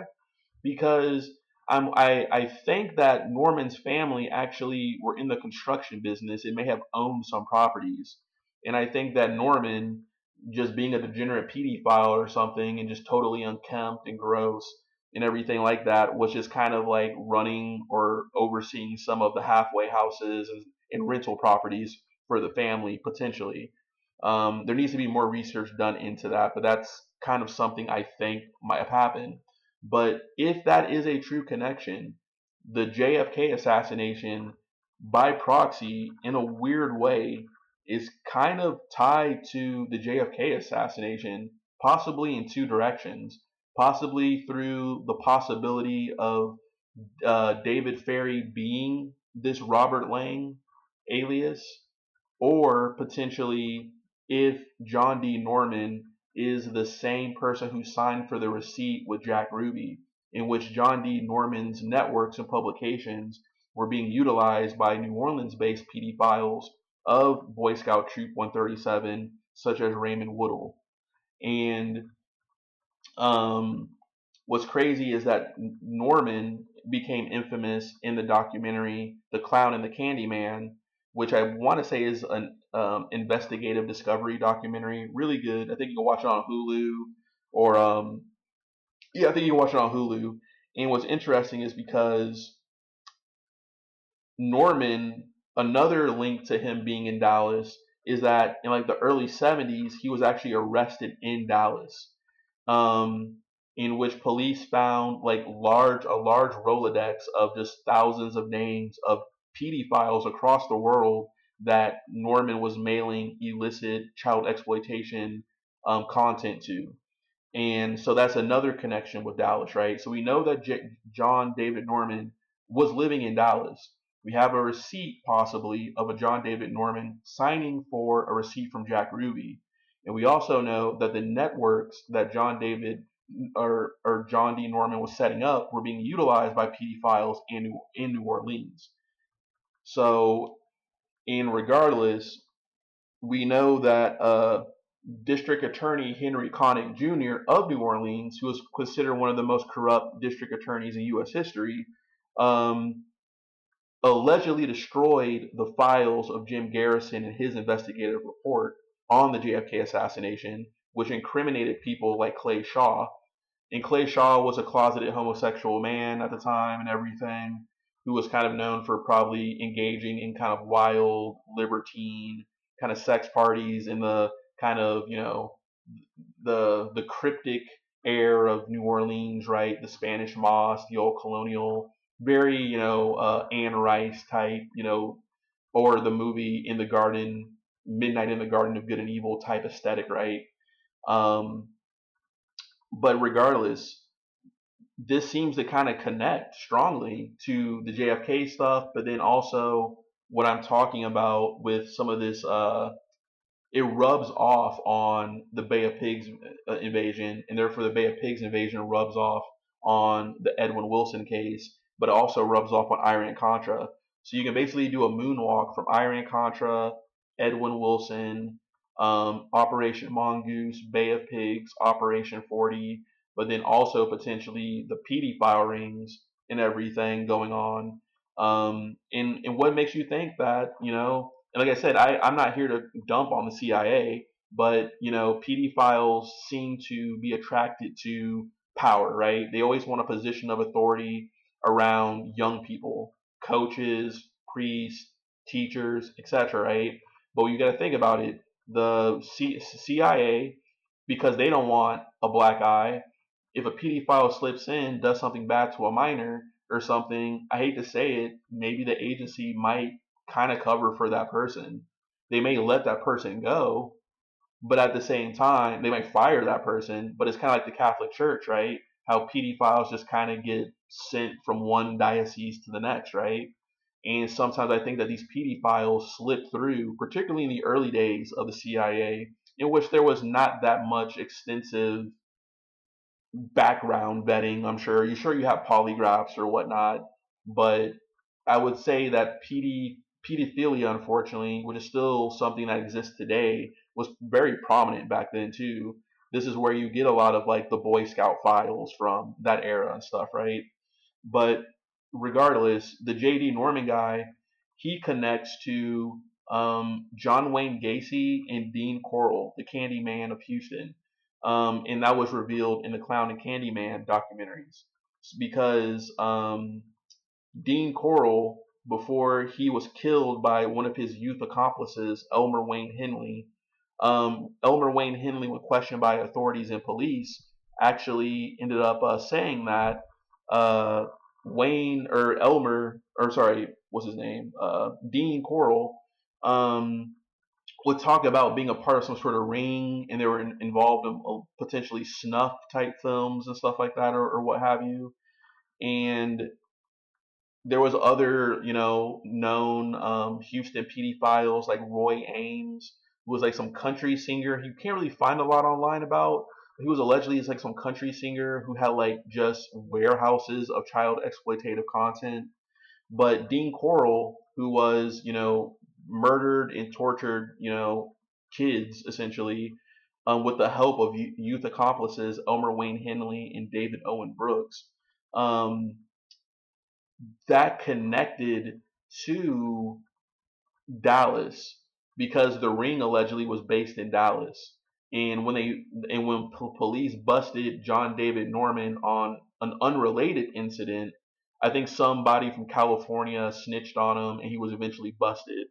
John David Norman actually ends up fleeing to Illinois, and while in Illinois, he ends up linking with a person named Phil Paskey, and um, Phil Paskey was like kind of this his foot soldier basically in his business partner who helped to mail out a lot of this child exploitative content when Norman reactivated his operations in Illinois. Phil Paskey, interestingly, worked for PDM Contractors, the contractor owned by John Wayne Gacy. So John Wayne Gacy, Phil Paskey, John David Norman, John David Norman, while he was in Dallas, maybe ran the pedophile ring that Dean Corll was using and or giving child exploitative content to.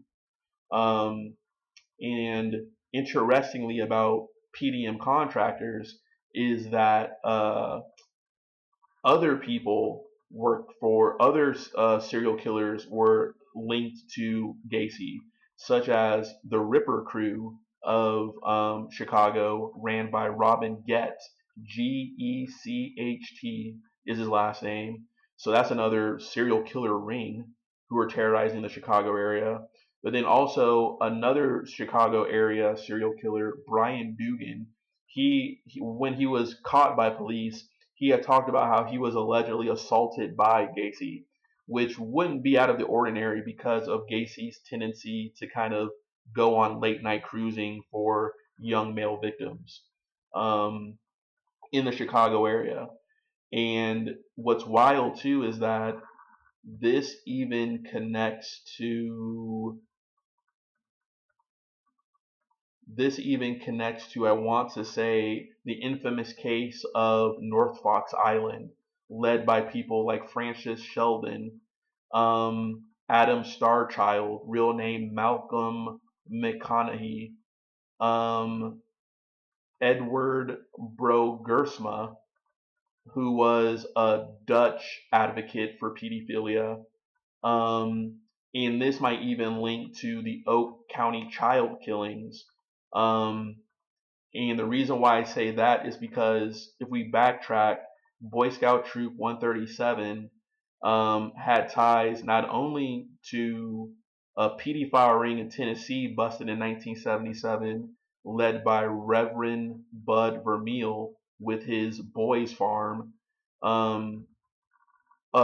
It connects to the North Fox Island, potentially Oak County child killings, because Boy Scout Troop 137 connects to a person named, I want to say, Robert C. Jacobs, who was the heir of Jet Spray Corporation and allegedly a partial owner of the New England Patriots who fled the country, and another Boston real estate mogul, Hugh Malore. They had direct ties out of the Boston area to this New Orleans pedophile ring. But the New Orleans pedophile ring also connected to the Tennessee Boys Farm ring. And the Tennessee ring had connections to a bunch of front companies in New Jersey known as the Church of New Revelation Ocean Living Institute, which were owned by a New York teacher at the Blair Academy and Harvey School named Dyer Grossman. And Dyer Grossman was one of the main accomplices with Gerald Richards and Francis Sheldon in regards to the North Fox Island pedophile ring. And some say that the Oakland County child killings of 1976 and 1977 are directly related to what happened on North Fox Island. And this even included the actual son of a prominent General Motors executive or Ford Motors executive being incriminated, and some saying even being set up to take the fall for the pedophile ring and the kidnappings and killings of some of these kids in the suburbs of Detroit and Oakland County. Pretty wild stuff how we kind of came here, right? And it connects to California. You can almost say to Boy Scouts of America. So wild stuff here, how we got here, right? And I want to say that, all right, so to kind of go backwards a little bit, just kind of organizing my notes here a little bit better, is that, let's keep going, right? So we definitely know that the Cubans helped Edwin Wilson try to do this assassination attempt, but some of those Cubans were veterans of the Bay of Pigs invasion, right? So let's read an article real quick about about Operation 40. So because this relates to the Bay of Pigs and the Cubans. So Operation 40 was the code name of a top secret Central Intelligence Agency sponsored counterintelligence and counterinsurgency group composed of CIA officers and anti-Castro Cuban exiles. The group was established in 1960 to target new communist regime in Cuba, and it participated in the planning and execution of the Bay of Pigs invasion. If the invasion had proven successful, the group would have been aided in forming a right-wing government while purging Castro supporters and other left dissidents. So in the 1960s, Operation 40 continued to function unofficially in Florida as a counterintelligence unit. It was disbanded in the early 1970s due to allegations that Operation 40 personnel were involved in cocaine and heroin smuggling.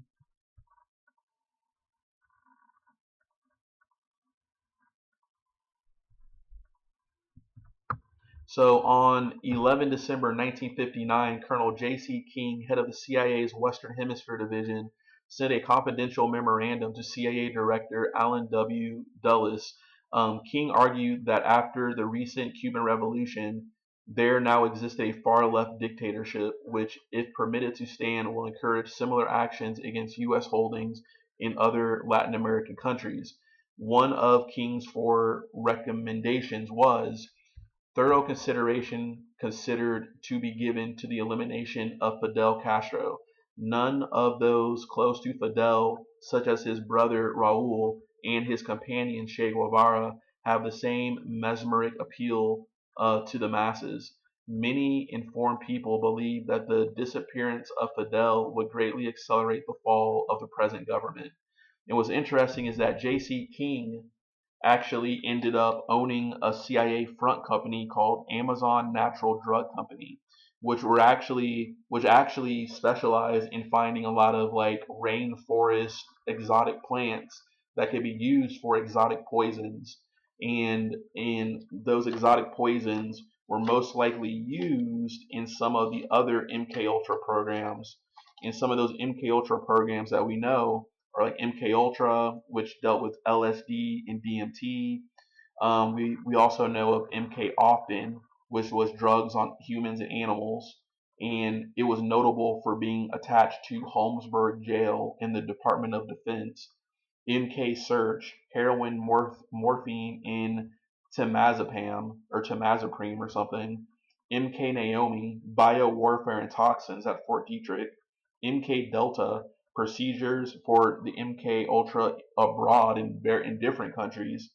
MK Charity, the Technical Services Division Equipment Depot in Mexico. MK Trap, hot mic telephone operations. MK Cosmos, training camps. And MK Topaz, forgery documentation office. And the cryptograph of MK simply stands for Technical Service Division. So this J.C. King guy, who's a very interesting character, he's a West Point graduate who came from like a wealthy business family who had dealings in Latin America. So this is kind of the impetus, right, of a lot of the CIA, right? They were essentially just enforcers of the industrialist class and everything like that, you know, making sure their private holdings were protected, right? Because that is American interest and everything. So it's a more of the good old boy elite blue blood establishment in the early founding of the CIA. So Dulles forwarded King's memo to the National Security Council, which approved the formation of a working group to devise alternative solutions to the Cuban problem. Operation 40 was subsequently created under the leadership of Jose Sanjinas Perdomo. It was given the name because originally there were 40 agents involved, though later it expanded to more to 70. So Jose Perdomo, I think it's in Espanol.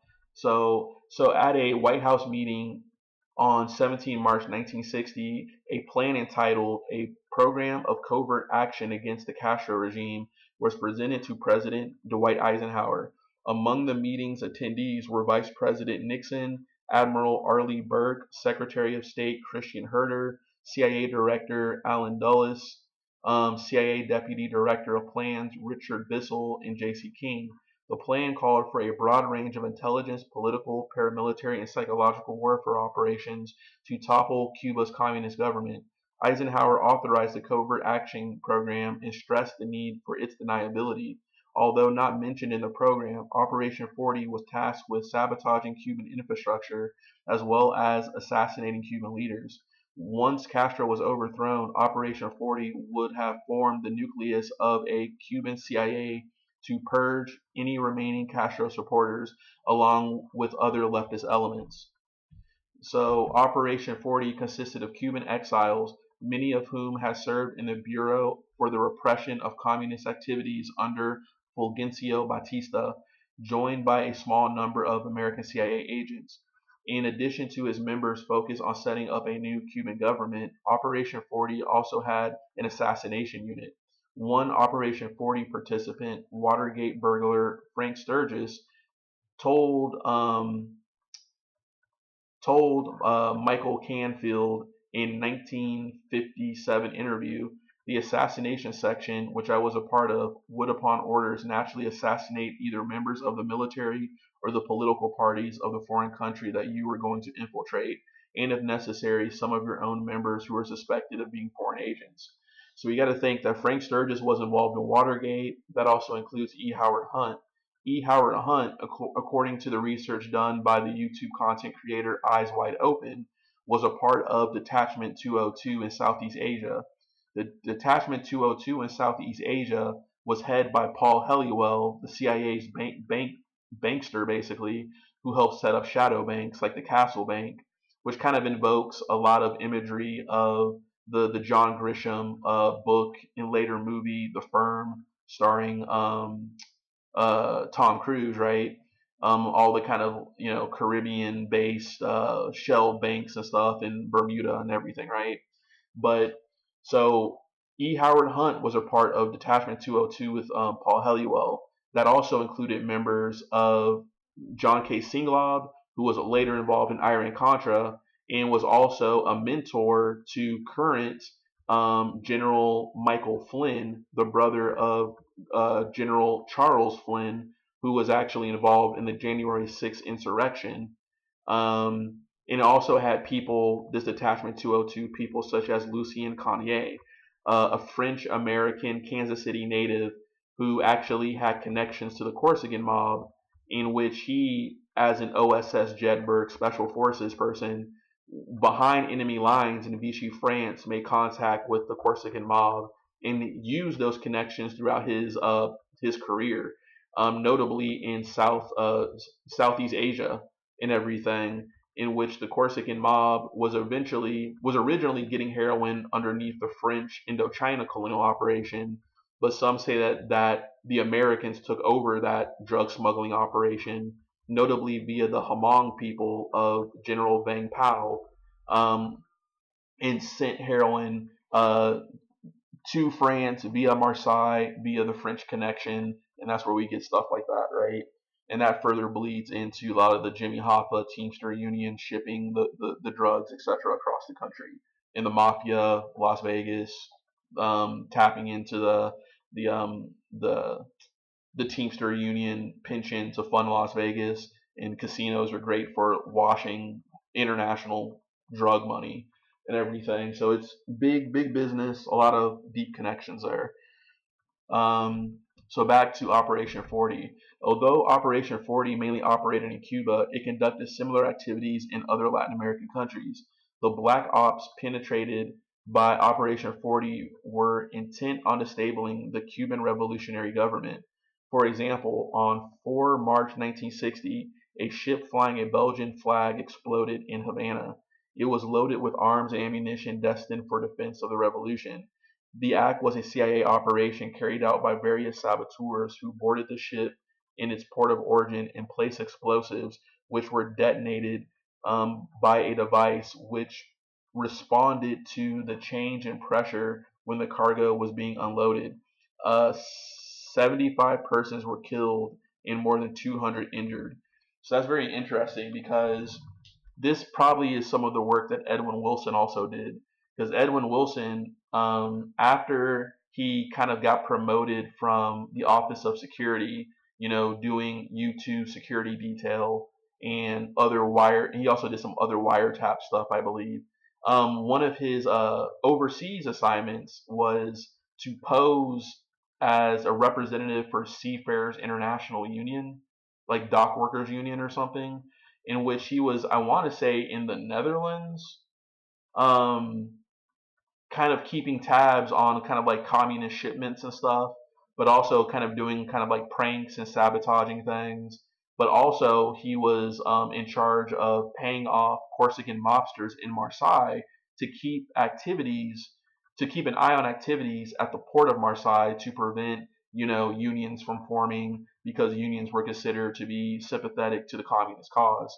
So I wouldn't be surprised if Edwin Wilson, not only being a money courier in Latin America, also was likely involved in maybe even helping some of these Cubans, saboteurs, get on some of these freight vessels to do sabotage missions for goods going into Cuba. So some pretty wild stuff there.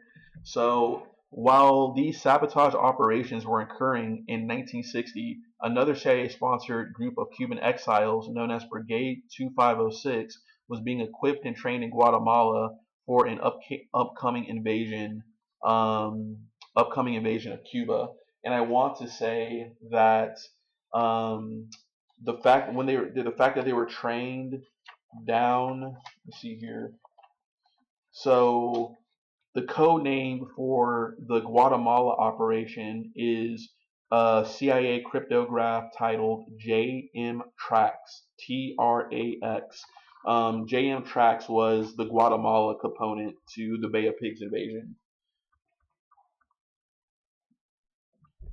So was trained in Guatemala for an upcoming invasion of Cuba.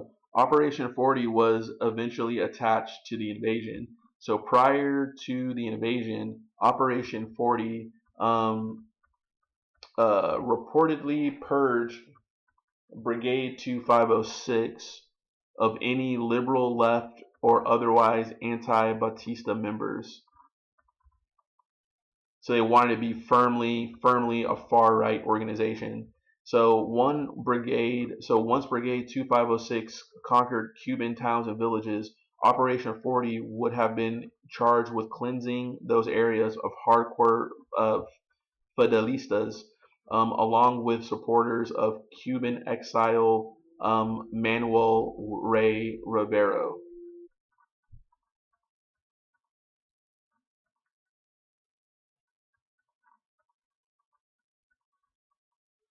Interesting. So afterwards, the group would establish a new right-wing government, possibly under our team.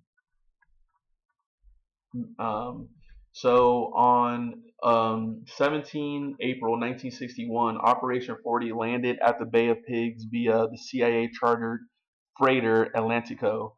One member, Vicente Leon, was killed in action, with the rest taken prisoner. Operation 40 survivors were trained to keep their group a secret.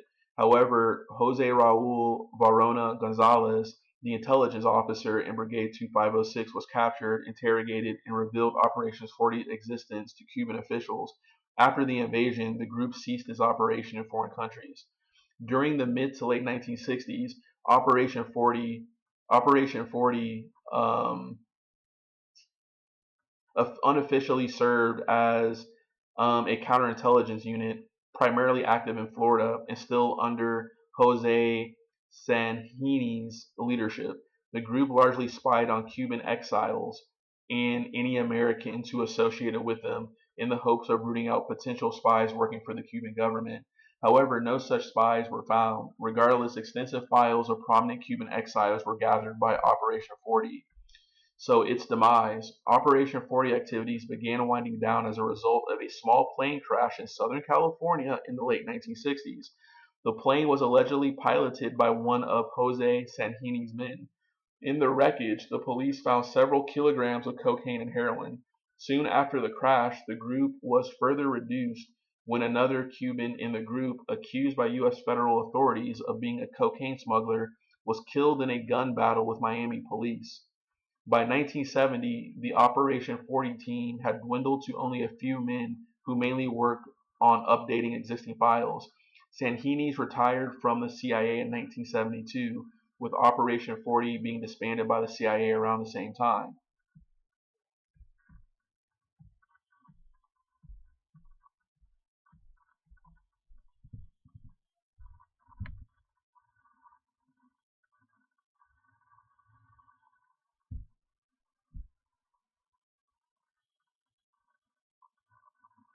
So Jose Perdomo was a Cuban policeman under the orders of Fulgencio Batista, who went into exile in the United States after Fidel Castro's ascension to power. As a CIA agent, he gave lists of people related to Batista that the United States could trust. He later directed the Cuban version of Operation 40. He finally appeared as a witness to the assassination of John Lennon. So even connecting to the John Lennon assassination via this Jose Perdomo person. So for the Bay of Pigs invasion, Sanhini's Perdomo was assigned to the police force of Brigade 2506 in Operation 40. He worked closely with Frank Sturgis, his handler, who would later be linked to several scandals such as the assassination of John F. Kennedy, the Watergate scandal, and others. So Sturgis was used in the intelligence phase of Operation Mongoose, making reconnaissance flights over areas of interest. Sanhini's became the Cuban resident director of Operation 40.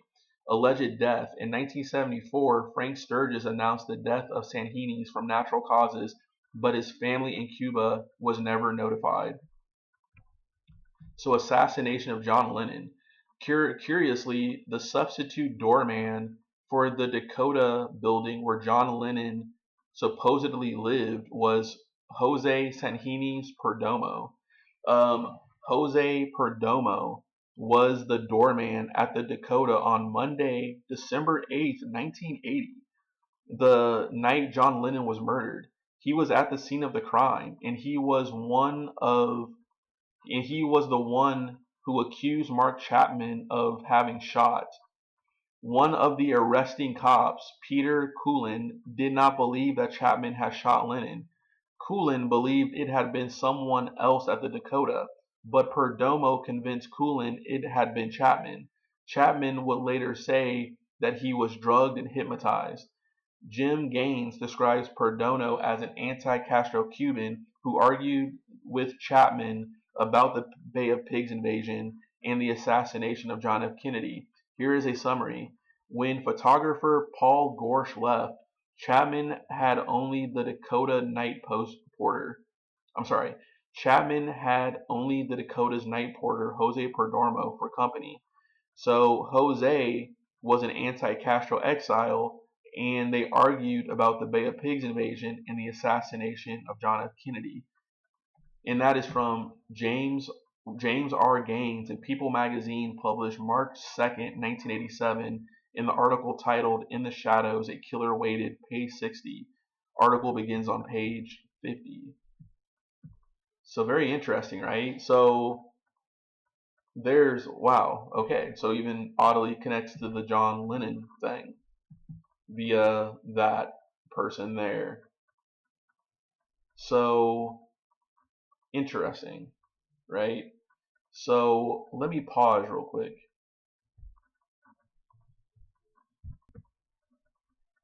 Okay, so very interesting. So this Operation 40 Bay of Pigs Brigade 2506 thing had ties to like the John Lennon assassination, interestingly, right? So that's very interesting there. And I want to say some of these, so let me go back here. Operation 40, and then I want to say that, so we go to Brigade 256. So that's their insignia there. And like I said, some of these guys were caught up in the Iran-Contra case based off of that one video I played earlier and everything. So not only were they involved in like Iran-Contra, they were involved with Edwin Wilson. So they were just like mini, like I say, I call it the Rolodex of CIA assassins that the CIA can call up and just have, people put in work. So, yep, JM tracks in Guatemala.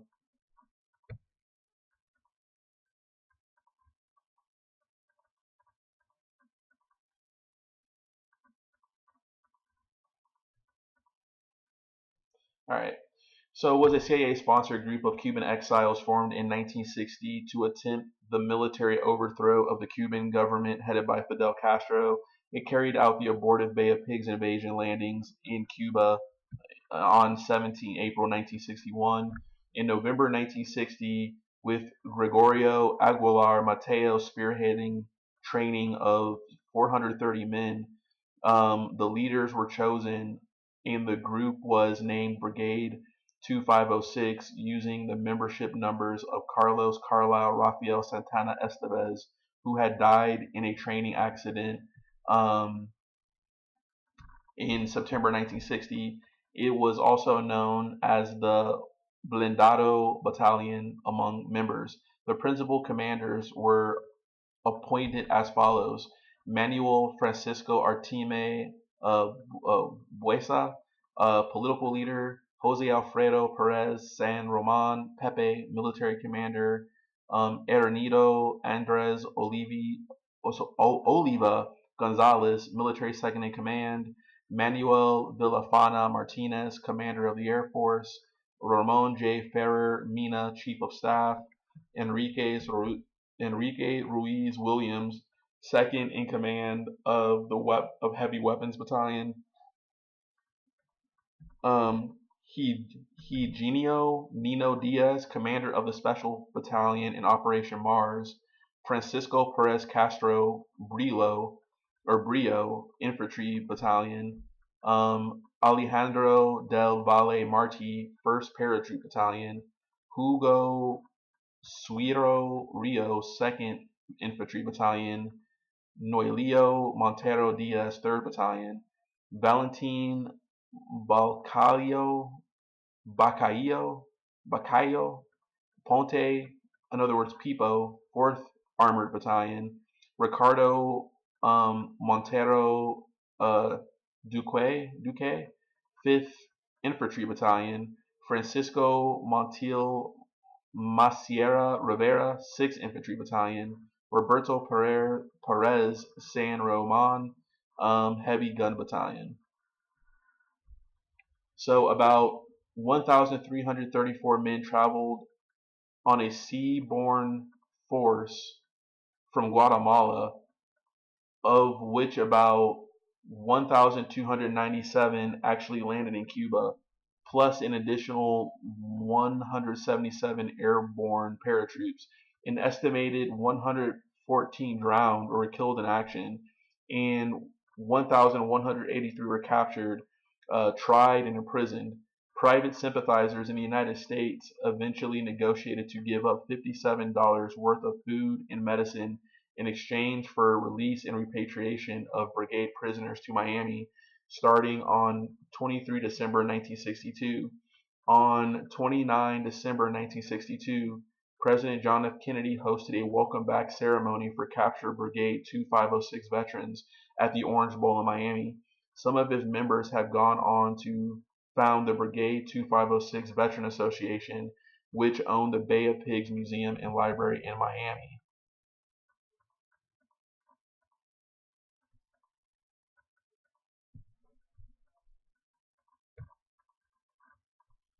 And then also I want to say, if I type in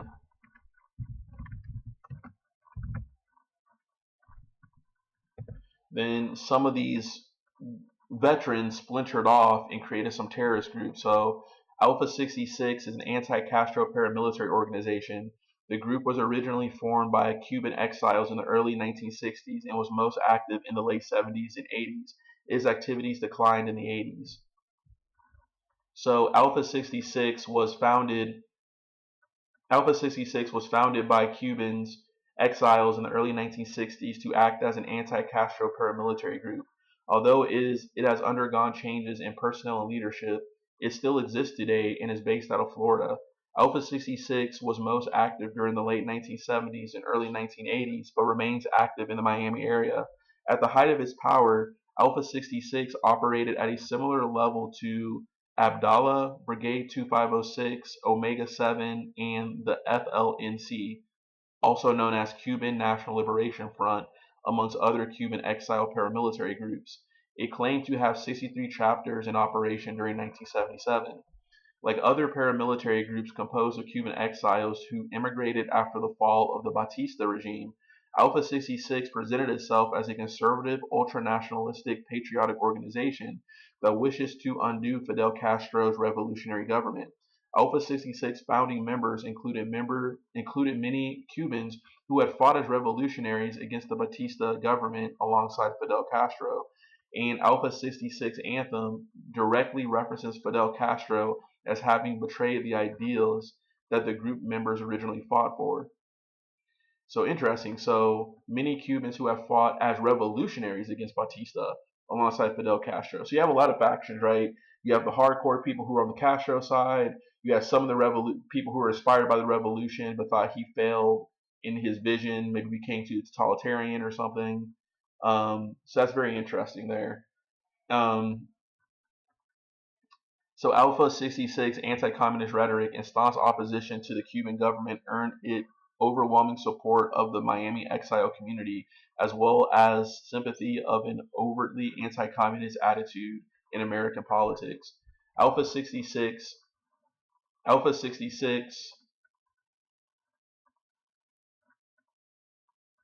had multiple Alpha 66 had multiple founders, including Eloy Gutierrez Minoyo, who had served 20 years in a Cuban prison for counter-revolutionary activities, and Antonio Viciana. Early on, some members of Alpha 66 also took part in the United States-sponsored volunteer program, which allowed Cuban exiles to form an all-Cuban military unit within the United States Army. So, wow. So in 1964, FBI memo confirmed that Veciana, Minyoyo,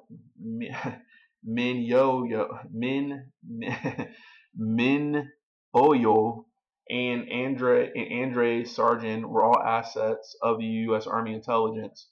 Additionally, members of Alpha 66 received limited funding and training from the CIA. However, this support did not last. The CIA found that it had little control over the actions of Alpha 66, and in many cases, Alpha 66 carried out operations without the CIA's approval or consultation, leading to the CIA ending its involvement with the group, which in turn caused many Alpha 66 members to become disillusioned with the United States government for its lack of support. Despite the lack of government support, Alpha 66 managed to train its members throughout the Everglades in Florida. Ooh. So evolution. As hope for a United States-led invasion of Cuba died amongst exiles, a growing number of Cuban exiles began to promote reconciliation with the United States and Cuba as a peaceful method to change with Cuba. In Alpha 66 case, some members broke off and started a group known as Cambio Cubano, Cuban Change. Notably, Gutierrez Minoyo and Antonio Veciana became strong advocates for national dialogue between Cuba and the United States. By 1974, most Cuban exiles figured that the Cuban government could not be overthrown by a militant group and instead decided to support cooperation between the United States and Cuba. The Cuban exiles were labeled dialogueros, as opposed to the hardliners who still wished to overthrow Cuba's communist regime and the Castro government by force. One Miami Herald poll found that only 23% of Cuban exiles, 28% of the Cuban exile population in the area supported dialogue between the United States and the Castro government. So still, the dialoguers were still in the minority. Although the United States was originally unable to halt Alpha 66 terrorist operations due to issues arising between United States Customs and the Justice Department, there were other reasons for its lack of action on the issue of Alpha 66. At the time of Alpha 66 founding, the United States was committed to overthrowing Fidel Castro's communist government, which further complicated the efforts of the United States to stop Alpha 66 activities because both actors were momentarily aligned in their goal. However, as time passed, the tensions eased between the United States and Cuba. The United States government began to specifically target paramilitary exile groups and other terror cells, making clear its lack of support for illegal activities that many militants attempted to undertake. By the 1980s, the United States organized special task force to further crack down on terrorist activities of groups like Alpha 66. This and the growing support of Dialogueros movement led most Cuban exile paramilitary organizations to break up by the mid-1980s. In contemporary times, although Alpha 66 power began to wane in the early 1980s, it never formally disbanded and still maintains a weak presence in the southern United States. As late as 1995, Alpha 66 members claimed to be launching drive-by attacks on Cuban tourist beaches. The Miami area is home to some of the last active Alpha 66 cells. There are many Alpha 66 websites in operation today. However, most are old and have not been updated since the 1990s or early 2000s. Alpha 66 doctrine of violent change in Cuba has rarely been overturned in favor of peaceful reforms and coexistence between the Cuban government and Cuban exiles. Alpha 66 has no official sponsor, nor is there an official figurehead of the group.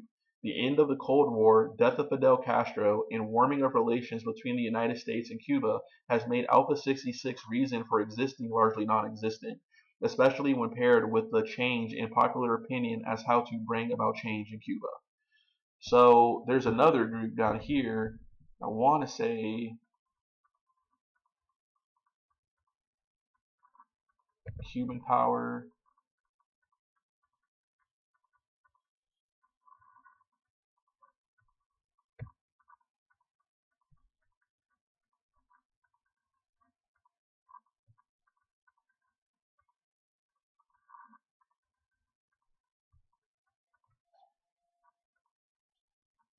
Here we go. So Cuban Power, also known as El Poder Cubano or United Cuban Power, was an anti-communist terrorist group that conducted bombings against Cuban targets and states and entities they felt to be sympathetic to the Castro regime through early and mid-1968. List of attacks. January 9th, 1968, a package mailed by Cuban Power in New York exploded in a Havana post office, injuring 5 postal workers. January 25th, 2 parcels sent by Cuban Power exploded in Miami. The bombs were sent to All Cargo Transit Inc., Servicios Especializados, and Tiger Garage. The first 2 were in business, which mailed food and clothing from Cuban exiles to the island through third countries. The later was an American-owned small business with no apparent connection to Cuba. A police officer, Sergeant Russell Leesburg, was cut by flying glass when investigating one of the packages. A communique by the group warned that other bombs would be directed at people that did business with the Castro regime. February 8th, the British consulate in Miami was bombed. Cuban Power was suspected. April 22nd, the Mexican consulate and the Spanish National Tourist Office in New York were bombed. A reproduction of the Cuban flag bearing the words Cuban Power was found at the Spanish office, and a Cuban Power sign was left outside the Mexican one. May 26, the home of Mexican Consul General Rafael Reyes Pendola, the Pan American Club, and Les Violines restaurant are bombed in Miami. So the WNDT Channel 13 in New York was bombed. May 30th, Japanese freighter Asaku Maru bombed in Tampa, Florida. A ship sustained $100,000 in damage. June 21st, so let me see here. So June 21st, the Spanish National Tourist Office in New York was bombed a second time at 4:10 a.m. The blast destroyed the front windows as well as the windows of two neighboring offices. Mimeograph circulars of the Declaration of Principles of Cuban Power were found at the site. July 4th, a bomb was left in a bed of ivy adjoining the Canadian and Australian tourist offices in New York. July 7th, the Japanese National Tourist Office in Rockefeller Center was bombed, blowing out the front glass windows. Two passerbys were injured. Shirley Schwab, 42, got glass splinters in her eye, and her daughter, Nancy, 16, also suffered lacerations on her foot. July 9th, a bomb was placed on the fourth floor fire escape of a building next to the Yugoslav and Cuban UN missions in New York, exploded at 1 a.m. Every window of the Yugoslav mission was shattered, and the Cuban mission received minor damage. An 8-inch deep, 2-foot square hole was left in a private residence adjoining the fire escape. Wow, these guys just went crazy. So police made their first arrest in connection with Cuban power when they arrested Ricardo Morales Navarrete on February 14th. Navarrete was a veteran of the Bay of Pigs invasion and allegedly worked for the CIA to aid the anti-communist underground in Cuba, and had even been sent to Congo to help with anti-communist forces. On August 13th, police raided a Johnsonburg, New Jersey farm, seizing half a ton of dynamite, automatic weapons, and ammunition, as well as a uniform of one of the guerrilla groups involved in the Bay of Pigs invasion. Michael A. DeCarolis, 32, was arrested.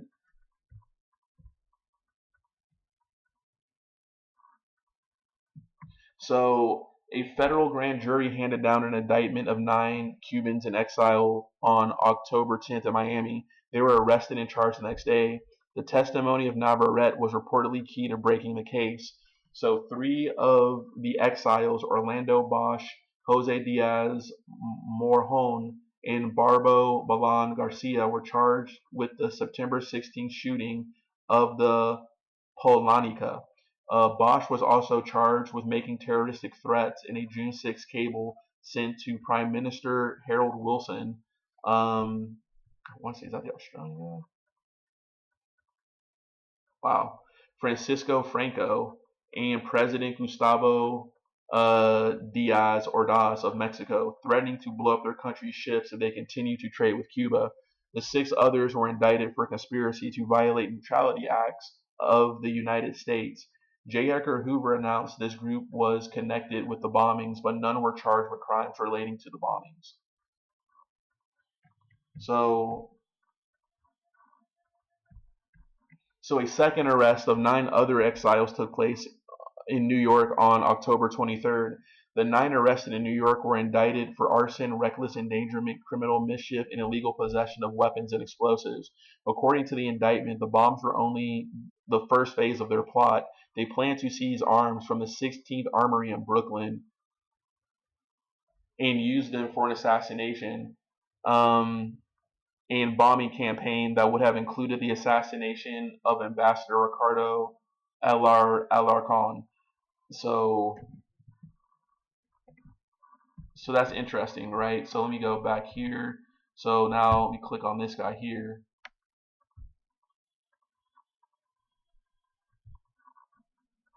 So this is Orlando Bosch. And Orlando Bosch is interesting, as he was a terrorist who headed the coordination of United Revolutionary Organizations.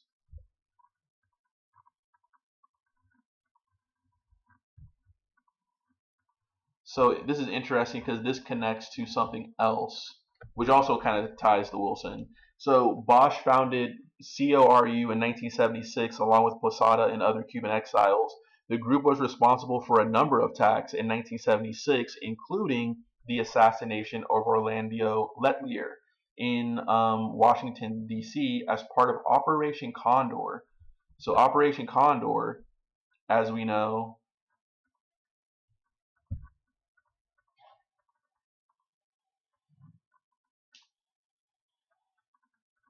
So Operation Condor was a campaign of political repression by right-wing dictatorships of the southern cone of South America involving intelligence operations, coups, and assassinations, and everything like that, of left-wing sympathizers in Latin and South America, which formerly existed from 1975 to 1983. They were backed by the United States, which collaborated and financed the covert operations. France denies involvement. Venezuela and Colombia are also alleged to have collaborated. Condor was formally created in 1975 by Chilean dictator Augusto Pinochet. Spy chief Manuel Contras invited 50 intelligence officers from Chile, Uruguay, Argentina, Paraguay, Bolivia, and Brazil to the Army War Academy in Santiago, Chile. The operation ended with the fall of the Argentine junta in 1983.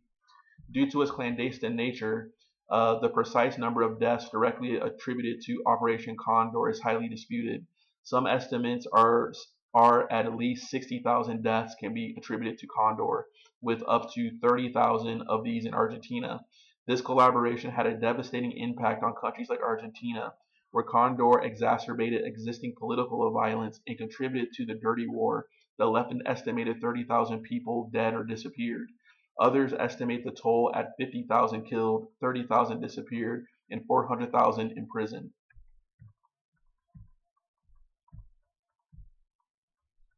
So, although it was described by the CIA as a cooperative effort by the intelligence and security services of several Latin American countries to combat terror and subversion, combating guerrillas was used as a pretext for the existence, as guerrillas were not substantial enough in numbers to control territory, gain material support by any foreign power, or otherwise threaten national security.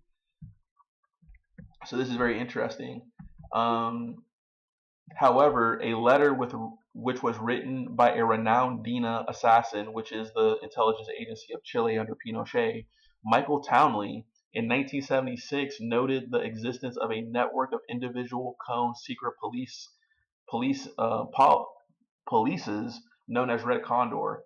With tensions between Chile and Argentina rising, and Argentina severely weakened as a result of the loss of the Falklands War to the British military, the Argentine junta fell in 1983, which in turn led to some South American dictatorships falling. The fall of the Argentine junta has been regarded as the marking of the end of Operation Condor. So that Michael Townley guy is interesting. He connects to Orlando Bosch because they were involved in the assassination of Orlando Letelier. And this relates to Edwin P. Wilson because Edwin P. Wilson in 1977, in a Washington Post expose's name was mentioned as having been involved in the assassination of Orlando Letelier, even though it's kind of considered that Wilson wasn't directly involved. But like I said, a few degrees of separation in these circles between the CIA, Cuban assassins, other Latin American right-wing far-right regimes, drug traffickers. It goes on and on and on, right? The 1980s was a very wild place, in the 70s. So on September 1976, Orlando Letelier, a leading proponent of Chilean dictator Augusto Pinochet, was assassinated by car bombing in Washington, D.C. Letelier was living in exile in the United States, was killed along with his colleague Roni Carpen Moffitt, who was in the car with her husband Michael. The assassination, carried out by agents of the Chilean secret police DINA, was one of many carried out as part of Operation Condor. The declassified U.S. intelligence documents confirmed that Pinochet directly ordered the killing. So in 1971, Letelier was appointed ambassador to the United States by Salvador Allende, the socialist president of Chile. Letelier lived in Washington, D.C. during the 1960s and supported Allende's campaign for the presidency. Allende believed Letelier's experience and connections in international banking would be highly beneficial to developing U.S.-Chile diplomatic relations. During 1973, Letelier served successfully as Minister of Foreign Affairs, then Interior Minister, and finally Defense Minister. After the Chilean coup of 1973 that brought Augusto Pinochet to power, Letelier was one of the first members of the Allende administration to be arrested by the Chilean government and sent to a political prison in Tierra del Fuego. So it's interesting. So we know that he was assassinated by Orlando Bosch and these people. And I want to say, actually, what's his name? Let me go back here.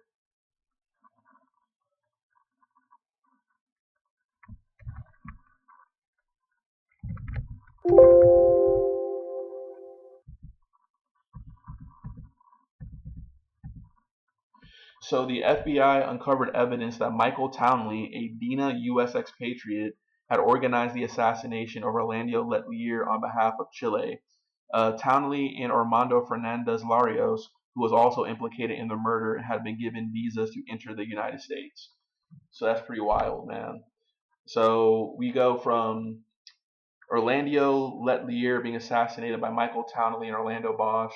Orlando Bosch being set up by CIA agent, DEA informant, possibly drug dealer and murderer Ricardo Navarrete, El Mono, or the monkey, or whatnot. And we know that he somehow had ties to Edwin P. Wilson and Rafael Villaverde. And Rafael Villaverde and El Mono were like kind of enemies in the Miami scene, but both of those men ended up dead right as a lot of the Edwin Wilson Libya C4 trials were going on, because Edwin Wilson actually had a hit list of people that he was trying to kill. And he was actually successful in shooting one of the people on his hit list, a German informant named Ernest Kaiser, who may have been an ex-Nazi, who was working with the U.S. authorities. And interesting about this Ernest Kaiser guy, as I said in my video about Ernest Kaiser, he got a letter of recommendation from Rudy Giuliani. So like this stuff is it's like all the degrees of separation, right? So to keep moving on, because I said it's all fascinating stuff, and a lot of these have documentaries on them. Like you can look up Michael Townley and the assassination of Orlando Letelier. I think there's like a FBI files type thing on YouTube that's free. But this next stuff is actual biography information, and this is Rafael Chichi Quintero from Spartacus Educational, and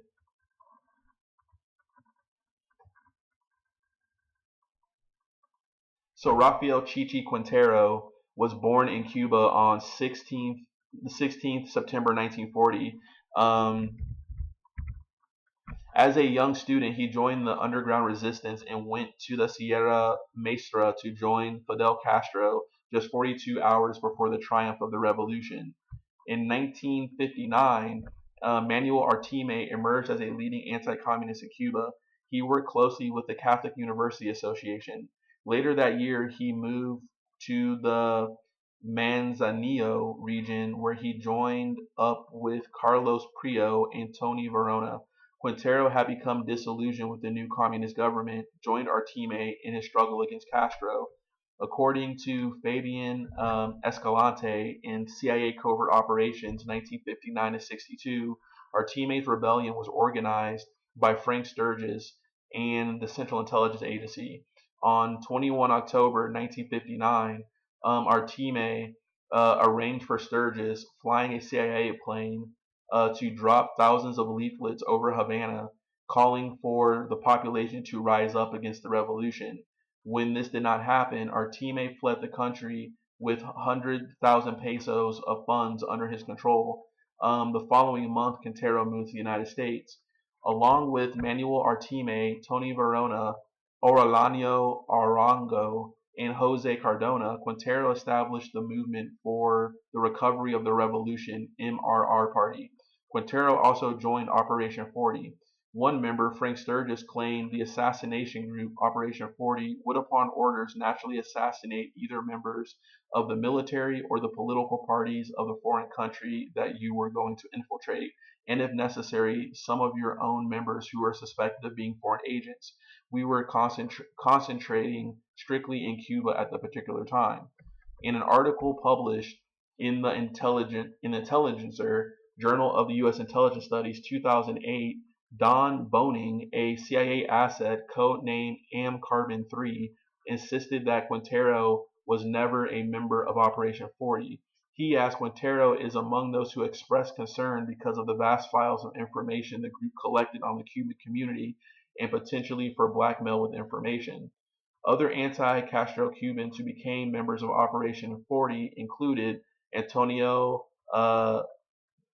Veciana, Luis Posada, Orlando Bosch, who we know was that other terrorist person, Orlando Masferrer, Hilario del Valle, Guillermo Novo, Rafael Villaverde,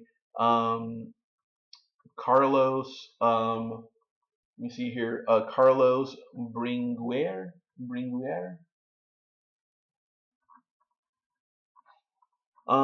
Eugencio Martinez, Antonio Cuesta,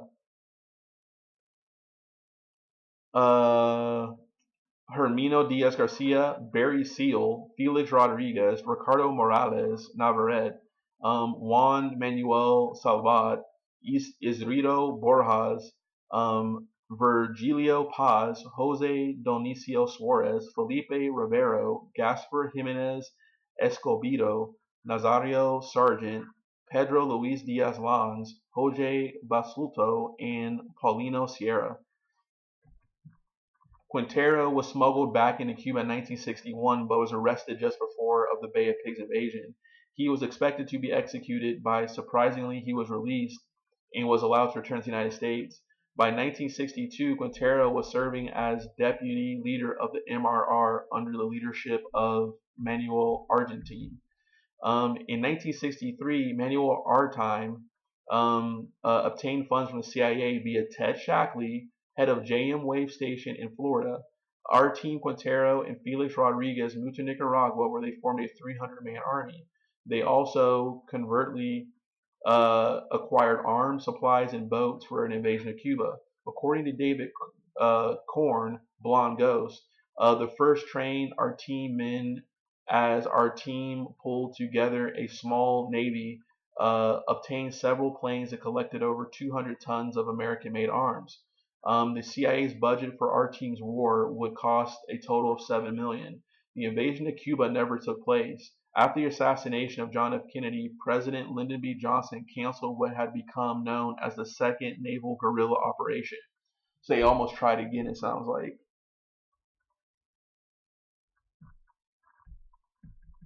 In 1966, Ted Shackley was placed in charge of the CIA secret war in Laos. He appointed Thomas G. Clines as his deputy. He also took Rafael Quintero, Carl E. Jenkins, David Sanchez Morales, Rafael Quintero, Rafael Villaverde, Felix E. Rodriguez, and Edwin Wilson with him to Laos. So Wilson was also in Laos too. And Wilson also did some sort of money courier type stuff over there, and he was also involved in the overthrow of Beam, which was being organized by Lucien Cognier. So therefore, he probably knew John K. Singlaub. So a lot of interesting stuff going on. So according to John Boehnerman, Crimes of a President, it was at this point that Shackley and his secret team became involved in the drug trade. They did this via General Vang Pao, the leader of anti-communist forces in Laos. Vang Pao was a major figure in the opium trade in Laos. To help him, Shackley used CIA officials and assets to sabotage competitors. Eventually, Vang Pao had a monopoly over the country's heroin trade. In 1967, Shackley and Clines helped Vang Pao to obtain financial backing to form his own airline, Xing Quao Air Transport Company, to transport opium and heroin between Longting and Vientiane.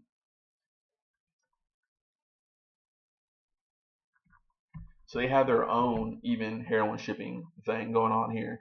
So in 1976, Quintero recruited the CIA agent Edwin Wilson, was recruited by Edwin Wilson to kill a Libyan dissident living in Egypt. Quintero selected two brothers, Raul and Rafael Villaverde, to carry out the killings.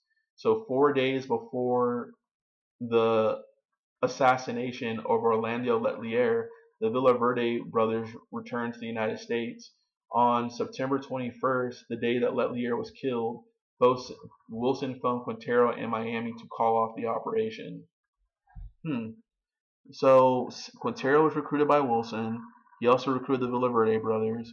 4 days before the assassination of Orlando Letter, the Villaverde returned to the United States. 4 days before the assassination of the Villaverde, the 21st, the day he was killed. Interesting. So we know that. Okay, so we know that it was the Villaverde brothers who were also involved. So Rafael Quintero and the Villaverde brothers.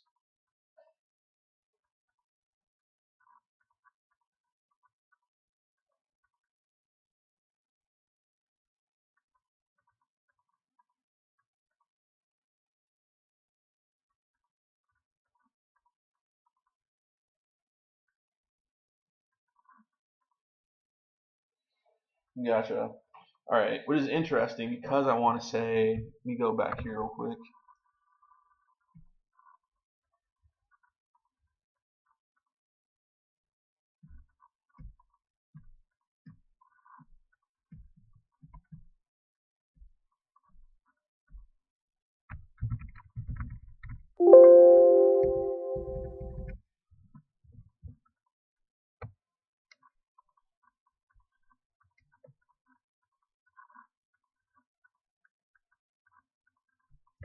Interesting. Gotcha. I thought I saw something about a Ricardo Chavez in one of those posts or whatnot. But anyways, let me go back here.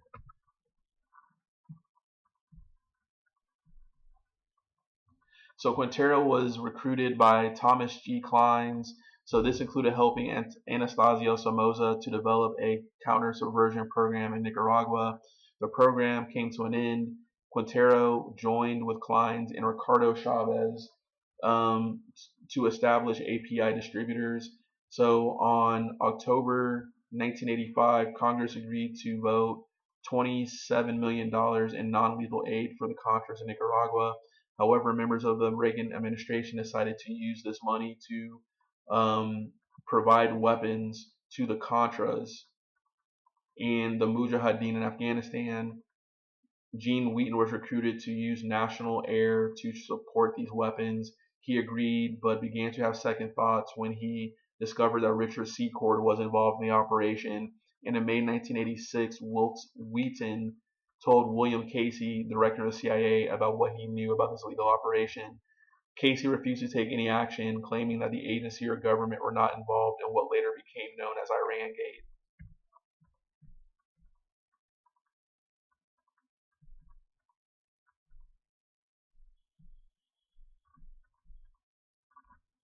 So that's Rafael Quintero right there. Photo of him.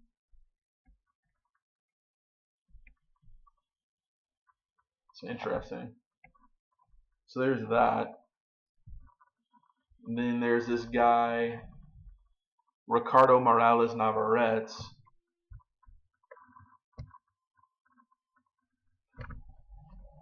So Ricardo Morales Navarrete was born in Havana, Cuba in 1939.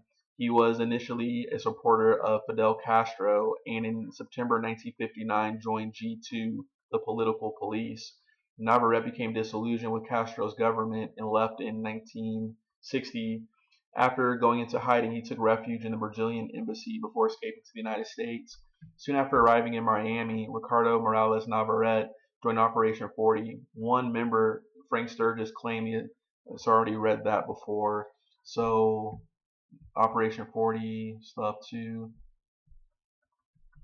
Morales' son said that in 1981 that his brother asked him who killed John F. Kennedy, and his answer was, "I didn't do it, but I was in Dallas 2 days before orders. We were the cleaning crew just in case something bad had to be done."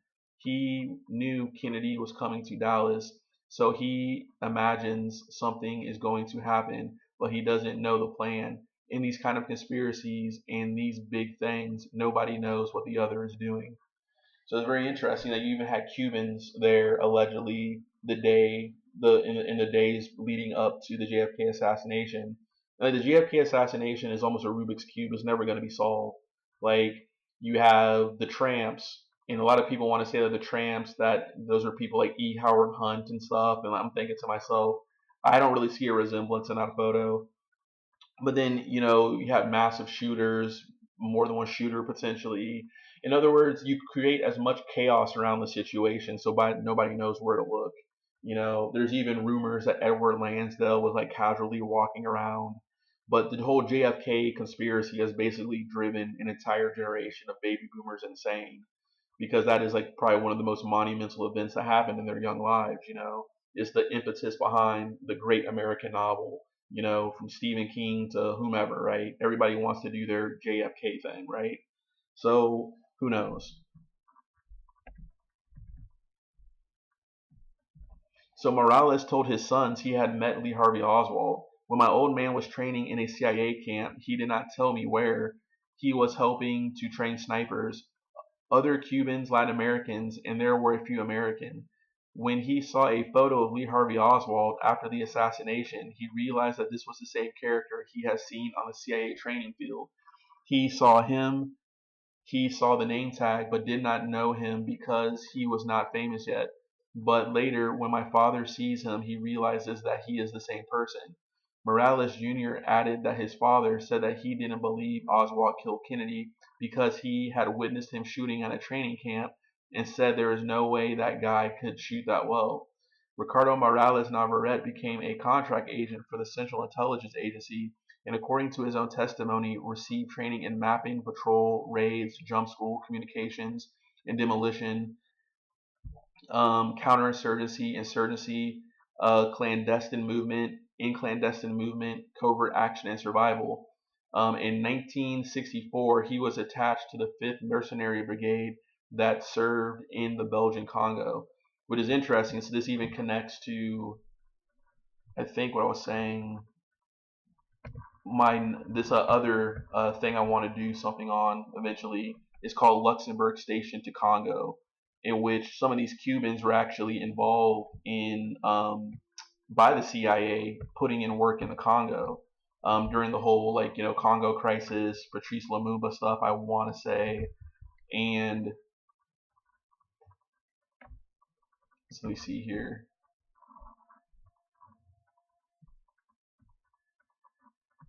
So like I said, I can kind of get lost in the sauce of some of these guys just independently, but that's just a little background there. And then we have Rafael Villaverde.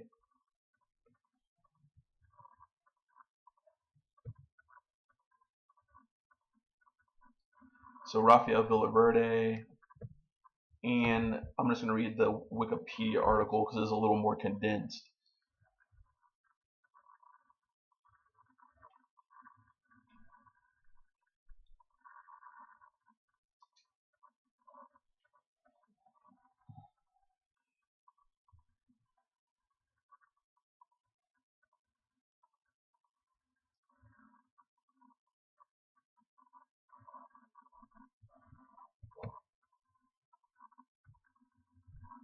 So Rafael Villaverde was a Cuban-born exile in the United States and a veteran of the Bay of Pigs. He was a soldier and spy who worked for the United States Army and the Central Intelligence Agency. Villaverde was a staunch anti-communist, a vocal opponent of Castro regime and anti-Castro activities. Villaverde had been deployed to Laos, Vietnam, Cambodia, and elsewhere. Villaverde was a member of Brigade 2506, which was a brigade of Cuban exiles who took part in the invasion of Cuba during the Bay of Pigs. Villaverde was captured, and when he was held in detention by the Castro regime, after Villaverde was released from Cuban prison, his vocal opposition to Castro increased, and he became a well-known figure in the Cuban community. After the failed invasion, the CIA settled Villaverde into a job with the United Fund, where he learned the operating methods of social services and charities.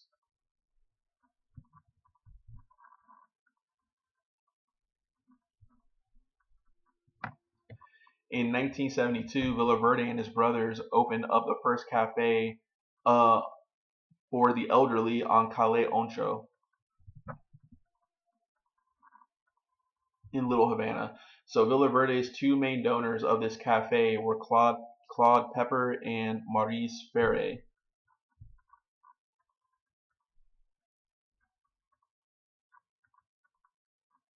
It was around this time that he recruited Josefina Carbondel to help him run the cafe. This cafe eventually transformed into the Little Havana Activities and Nutrition Center in Little Havana, Miami, which was both a charity and an alleged extremist anti-communist group front. Later in life, Villaverde and his two brothers were accused by a federal narcotics strike force sting operation called TikTok of having been a member of a vast Cuban American drug smuggling ring. 43 members were captured and arrested after officers from the Miami Police Department and federal agents from the strike force planted listening devices in the houses of TikTok targets. It was further discovered that the Villaverde brothers were using the name of the Grease brothers to smuggle drugs. He was also accused of having interactions with Edwin P. Wilson, a former CIA officer who smuggled arms to Muammar Gaddafi and the Libyan government. It was further alleged that he had been recruited by former officers of the CIA to assassinate Gaddafi. Shortly after he agreed to testify against Wilson, his fishing boat mysteriously exploded, and the Gulf of Mexico was still with him still on board. His body was never recovered. Others connected with Wilson later died under mysterious circumstances, including Waldo H. Derberstein and Kevin Mulcahy. Derberstein was found after failing to appear in court of an apparent self-deletion. Mulcahy was found to have died from natural causes. However, some federal investigators in both cases suspected they might have been murdered. Villaverde was cleared posthumously when the judge in the trial of Operation TikTok threw out the case on the grounds that the listening devices were placed illegally. In 2002, Villaverde's brother Jorge was murdered in a drive-by shooting when he was taking out the cash. And then possible survival. If Rafael did not die at sea, it is possible that he was later involved in the Iran-Contra affair, as the Grease brothers were identified in a federal court as men involved in the affair. One plaintiff in the court trial specifically identified Rafael Villaverde as being involved in CIA activities in South America and the Caribbean sometime after his boat exploded in the Gulf. Rafael was further noted by his source of having been deployed to both Iran and Libya. Wow. So, whoa, guys. Is this wild? Like, this is some crazy stuff. So, I guess I'm gonna get ready to end it right there. But I think I learned a lot more information than what I had. So wow, yeah, this is wild.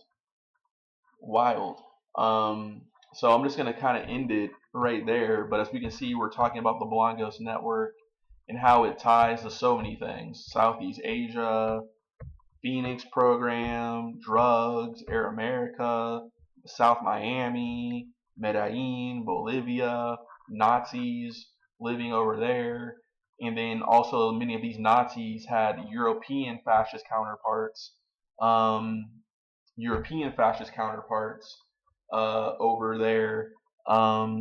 And this even connects like the Propaganda 2 conspiracy in Italy, the Years of Lead, Operation Gladio. So it kind of just goes on and on and on, you know.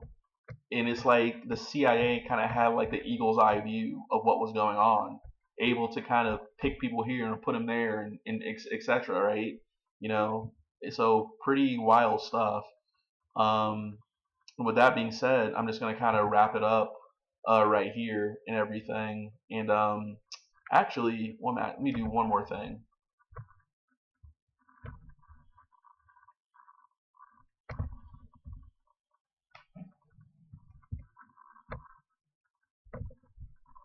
Actually, this is what I meant to do.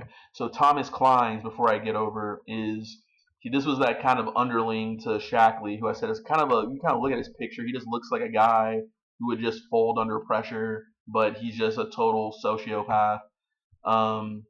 So Thomas Clines was an American covert operations officer for the Central Intelligence Agency and a prominent figure in the Iran-Contra affair.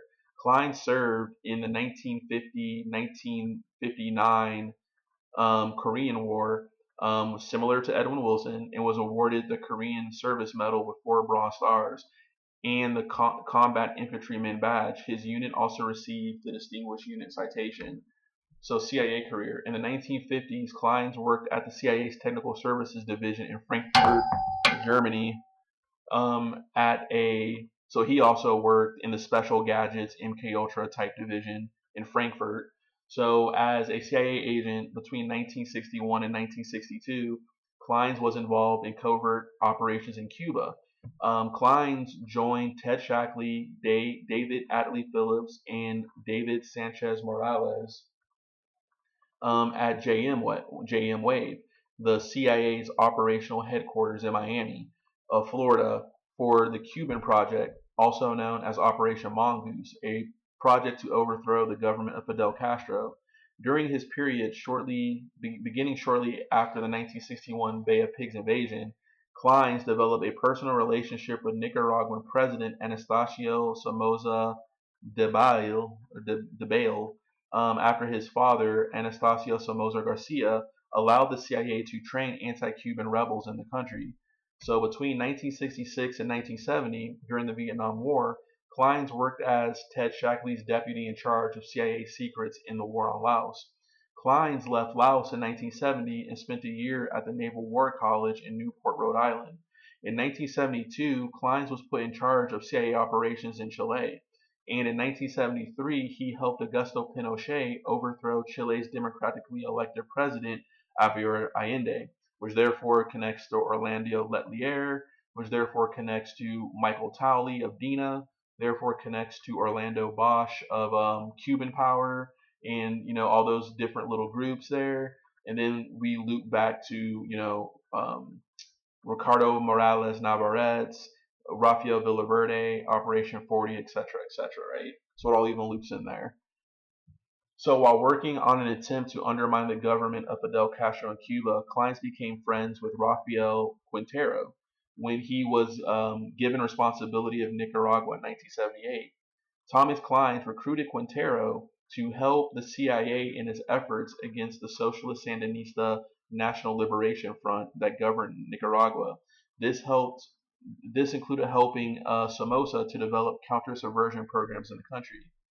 So in 1978, Clines left the CIA and joined several other CIA officials and contract operatives, including Rafael Quintero, Ted Shackley, and Ricardo Chavez, in establishing API distributors, which, as we heard in earlier articles, was kind of a front for like oil companies in the Gulf of Mexico. So in 1979, Clines established International Research and Trade, IRT Limited, in Bermuda. Later that year, he worked with Hussein Salim to provide Egypt with U.S. military hardware. He made illicit millions from EATSCO, the Egyptian and American Trade and Services Corporation. But in prosecuting Edwin P. Wilson, the U.S. government made a plea bargain that enabled him to escape prosecution, though he had to pay an additional $100,000 to settle civil claims. So this is where the Edwin P. Wilson-Thomas Clines fallout seems to happen, I think. I don't think they ever really liked each other.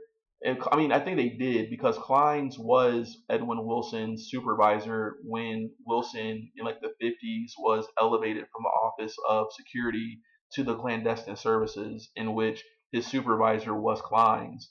But I think because of some business dealings, the two fell out, right? And it's interesting. I want to say Clines later on created some Liberian front company, and I think this is International Research and Trade or something. Or he created a company in Liberia who like did business with a shell company in Bermuda, and that was a front for this Egyptian like arms dealing thing or something. It gets kind of confusing, but it's all connected there.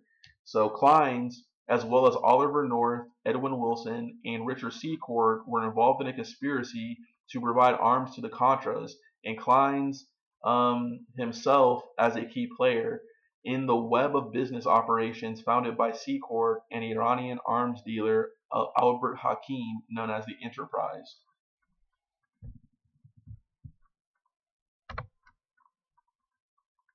So on February 2nd, 1990, Clines was indicted on 4 felony counts of underreporting to the IRS's earnings and his business enterprises from 1985 to 1986 tax years by at least $2,600 or $260,000 in failing to disclose on his 1985-1986 tax returns that he had foreign overseas bank accounts.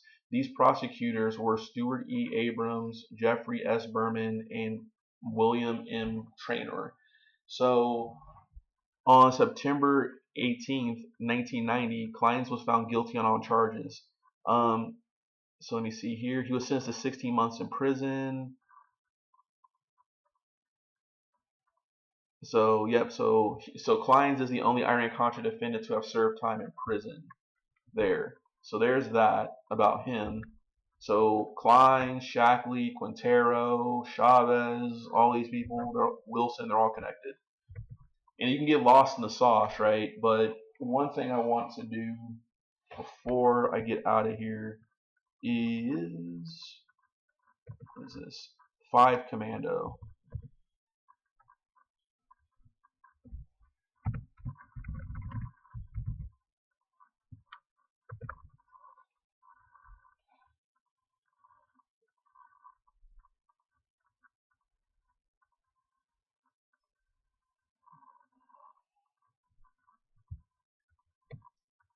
So 5 Commando was a mercenary unit of the Congolese National Army formed in response to the Simba Rebellion. They were trained to be commandos and had their own air support unit. 5 Commando was active from 1964 to 1967. So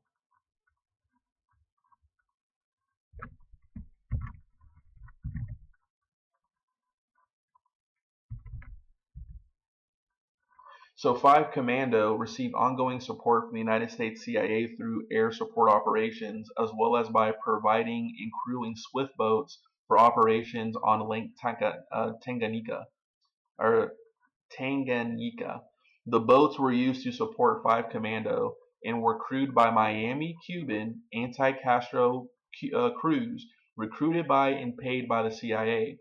The United States insisted that there be no overt relationship with the mercenaries, but the relationship between the CIA and 5 Commandos could not be kept secret. This was further evidenced by meetings between Michael Horace and later John Peters and the CIA Congo chief Larry Devlin. Besides tactical support, the United States provided F-250 trucks and a 7-ton cargo vehicles for the operation to be used.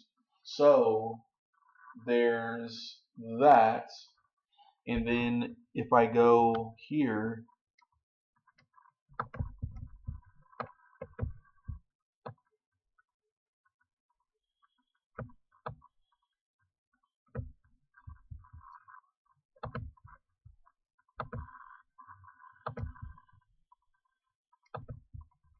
alright, so this even goes back further, right?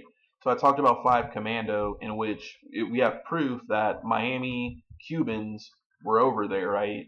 It's pretty wild, right? So I stumbled upon this article, and it's called Who is QJ Win 1, which is a CIA cryptograph code name for a person named Jose Mankel. So obscured within the shadows of modern history is the true name of one of the Central Intelligence Agency's most concealed assets. QJ Win 1 is the cryptonym assigned to this known figure who operated for years abroad prior to 1964. My first documentary observation of him began in a large trove of cryptograms buried in many-page documents that was in no particular order. I was startled to find he was the very first entry in that QJ Win's name is Jose. Marco Andre Markel. So Jose Marie Andre Markel. Multiple primary documents confirm this, including his contract extension, biography file, and select committee listings in previous cryptonym list. He was born in Luxembourg, October 1st, 1917, and came to the notice of the Central Intelligence Agency during the 1950s.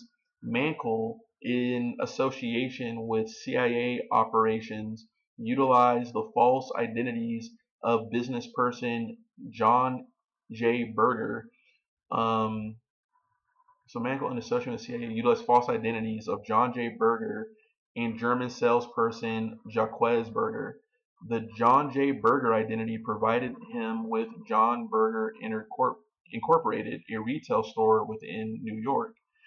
Using his front company likely was part the backstopping undertaken by the agency and established Jose in the United States in the 1950s. So he's a Luxembourgish man working for the CIA who has a front company under the alias John Berger, underneath John Berger Incorporated, as a retail store in New York. So using this front company likely was part the backstopping undertaken by the agency and established Jose in the United States for the 1950s. J.W. Wynn, in a different related CIA file, is described in detail with an accompanying photograph from 1957 as 42 years old, but appeared a bit older. It states Mankel was 6'1", thin build, dark hair, large ears. Left eyebrow is a permanent lump, large enough that it cannot be overlooked. Walks with head and shoulders slightly bent forward. Speaks German and French fluently and can pass as a native of France. On a scale of excellent, his English is rated good. If English is used with him, it should be spoken slowly and distinctly, choosing words which leave no doubt of what is meant. Moreover, however, the agency was not candid with even him. In view of the extreme sensitivity of the objective for which we want him to perform his task, he was not told precisely what we want him to do. Instead, he was told we have evidence of Soviet operations amongst nationality groups in Africa. We would like to have him spot, assess, and recommend some dependable, quick-witted persons for our use. Comment: it was thought best to withhold our true specific requirements pending the final decision to use Mankel.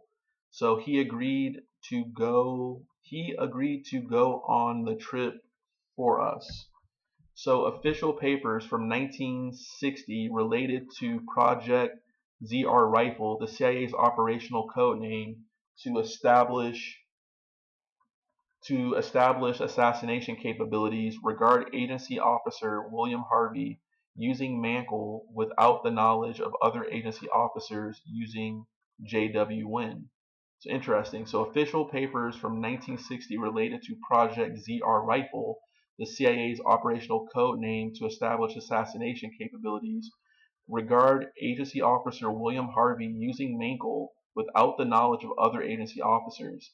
It states agency officers who handled J.W. Wynn in Europe were certainly unaware of the fact he was being considered as an asset by the senior agency officials.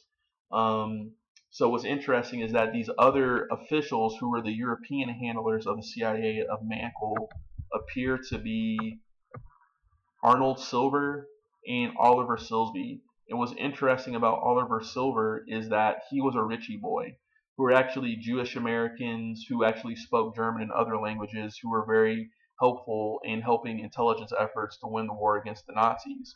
Some other notable Ritchie boys are J.D. Salinger, author of Catcher in the Rye, and also who was a part of the 12th Infantry Regiment Counterintelligence Command, but then also 4th Detachment, and also Henry Kissinger, who was part of the 970th Counterintelligence Command.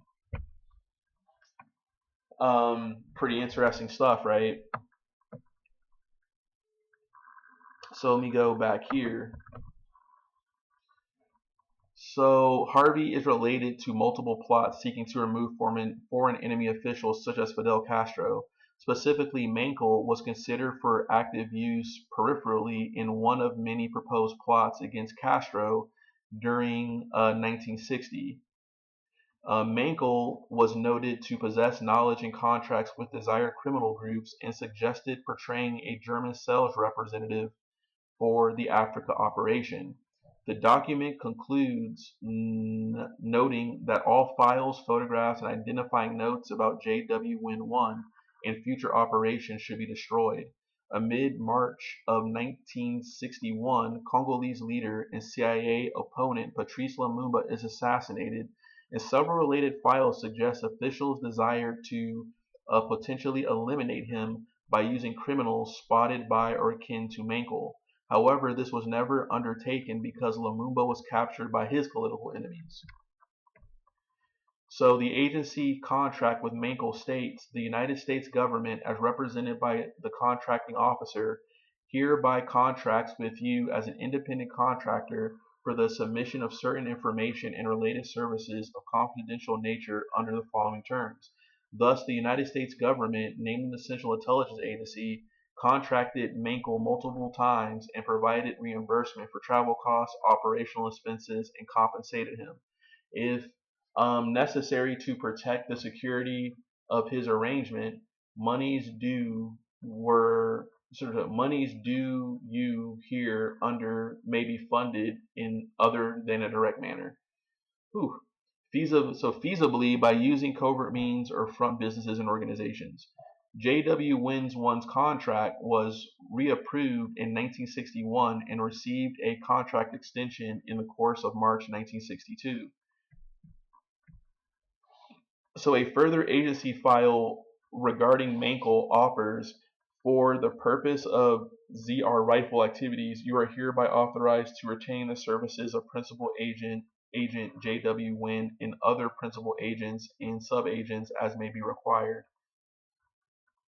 Related documents extend his authorization until December 31st, 1963, but J.W. Win-1 is abroad during the period and not present amidst President Kennedy's assassination. Jose failed to complete his assessment to official satisfaction by failing to spot many sabotage candidates despite years of operational support. During June of 1963, the document mentions he was largely shelved for use as some officials believe Mankel was manipulating them for funds. They state whether he ever really intended to commit himself to the assignment remains a question. QJ Win's personal history reflects major instability, and a habit of hedging his bets is undoubtedly part of his character. Mankel was terminated by the CIA during April of 1964. So we can now state the true identity of J.W. Win in his years of employment by the Central Intelligence Agency prior to the death of JFK. We can prove the agency had plans related to international assassinations and sabotage, but it is unwilling to initially share his knowledge with Mankel himself. His appearance in sensitive operations shortly prior to one assassination may indicate Mankel's participation in others. However, J.W. Win is no longer crouched within the shadows, but illuminated by official record itself. Sincerely, CAA Savastano.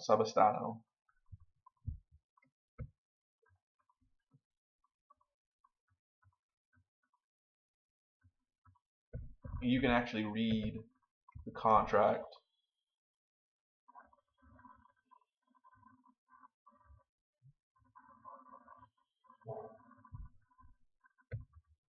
On maryfarrell.gov or .org there. So very interesting, right? And I want to say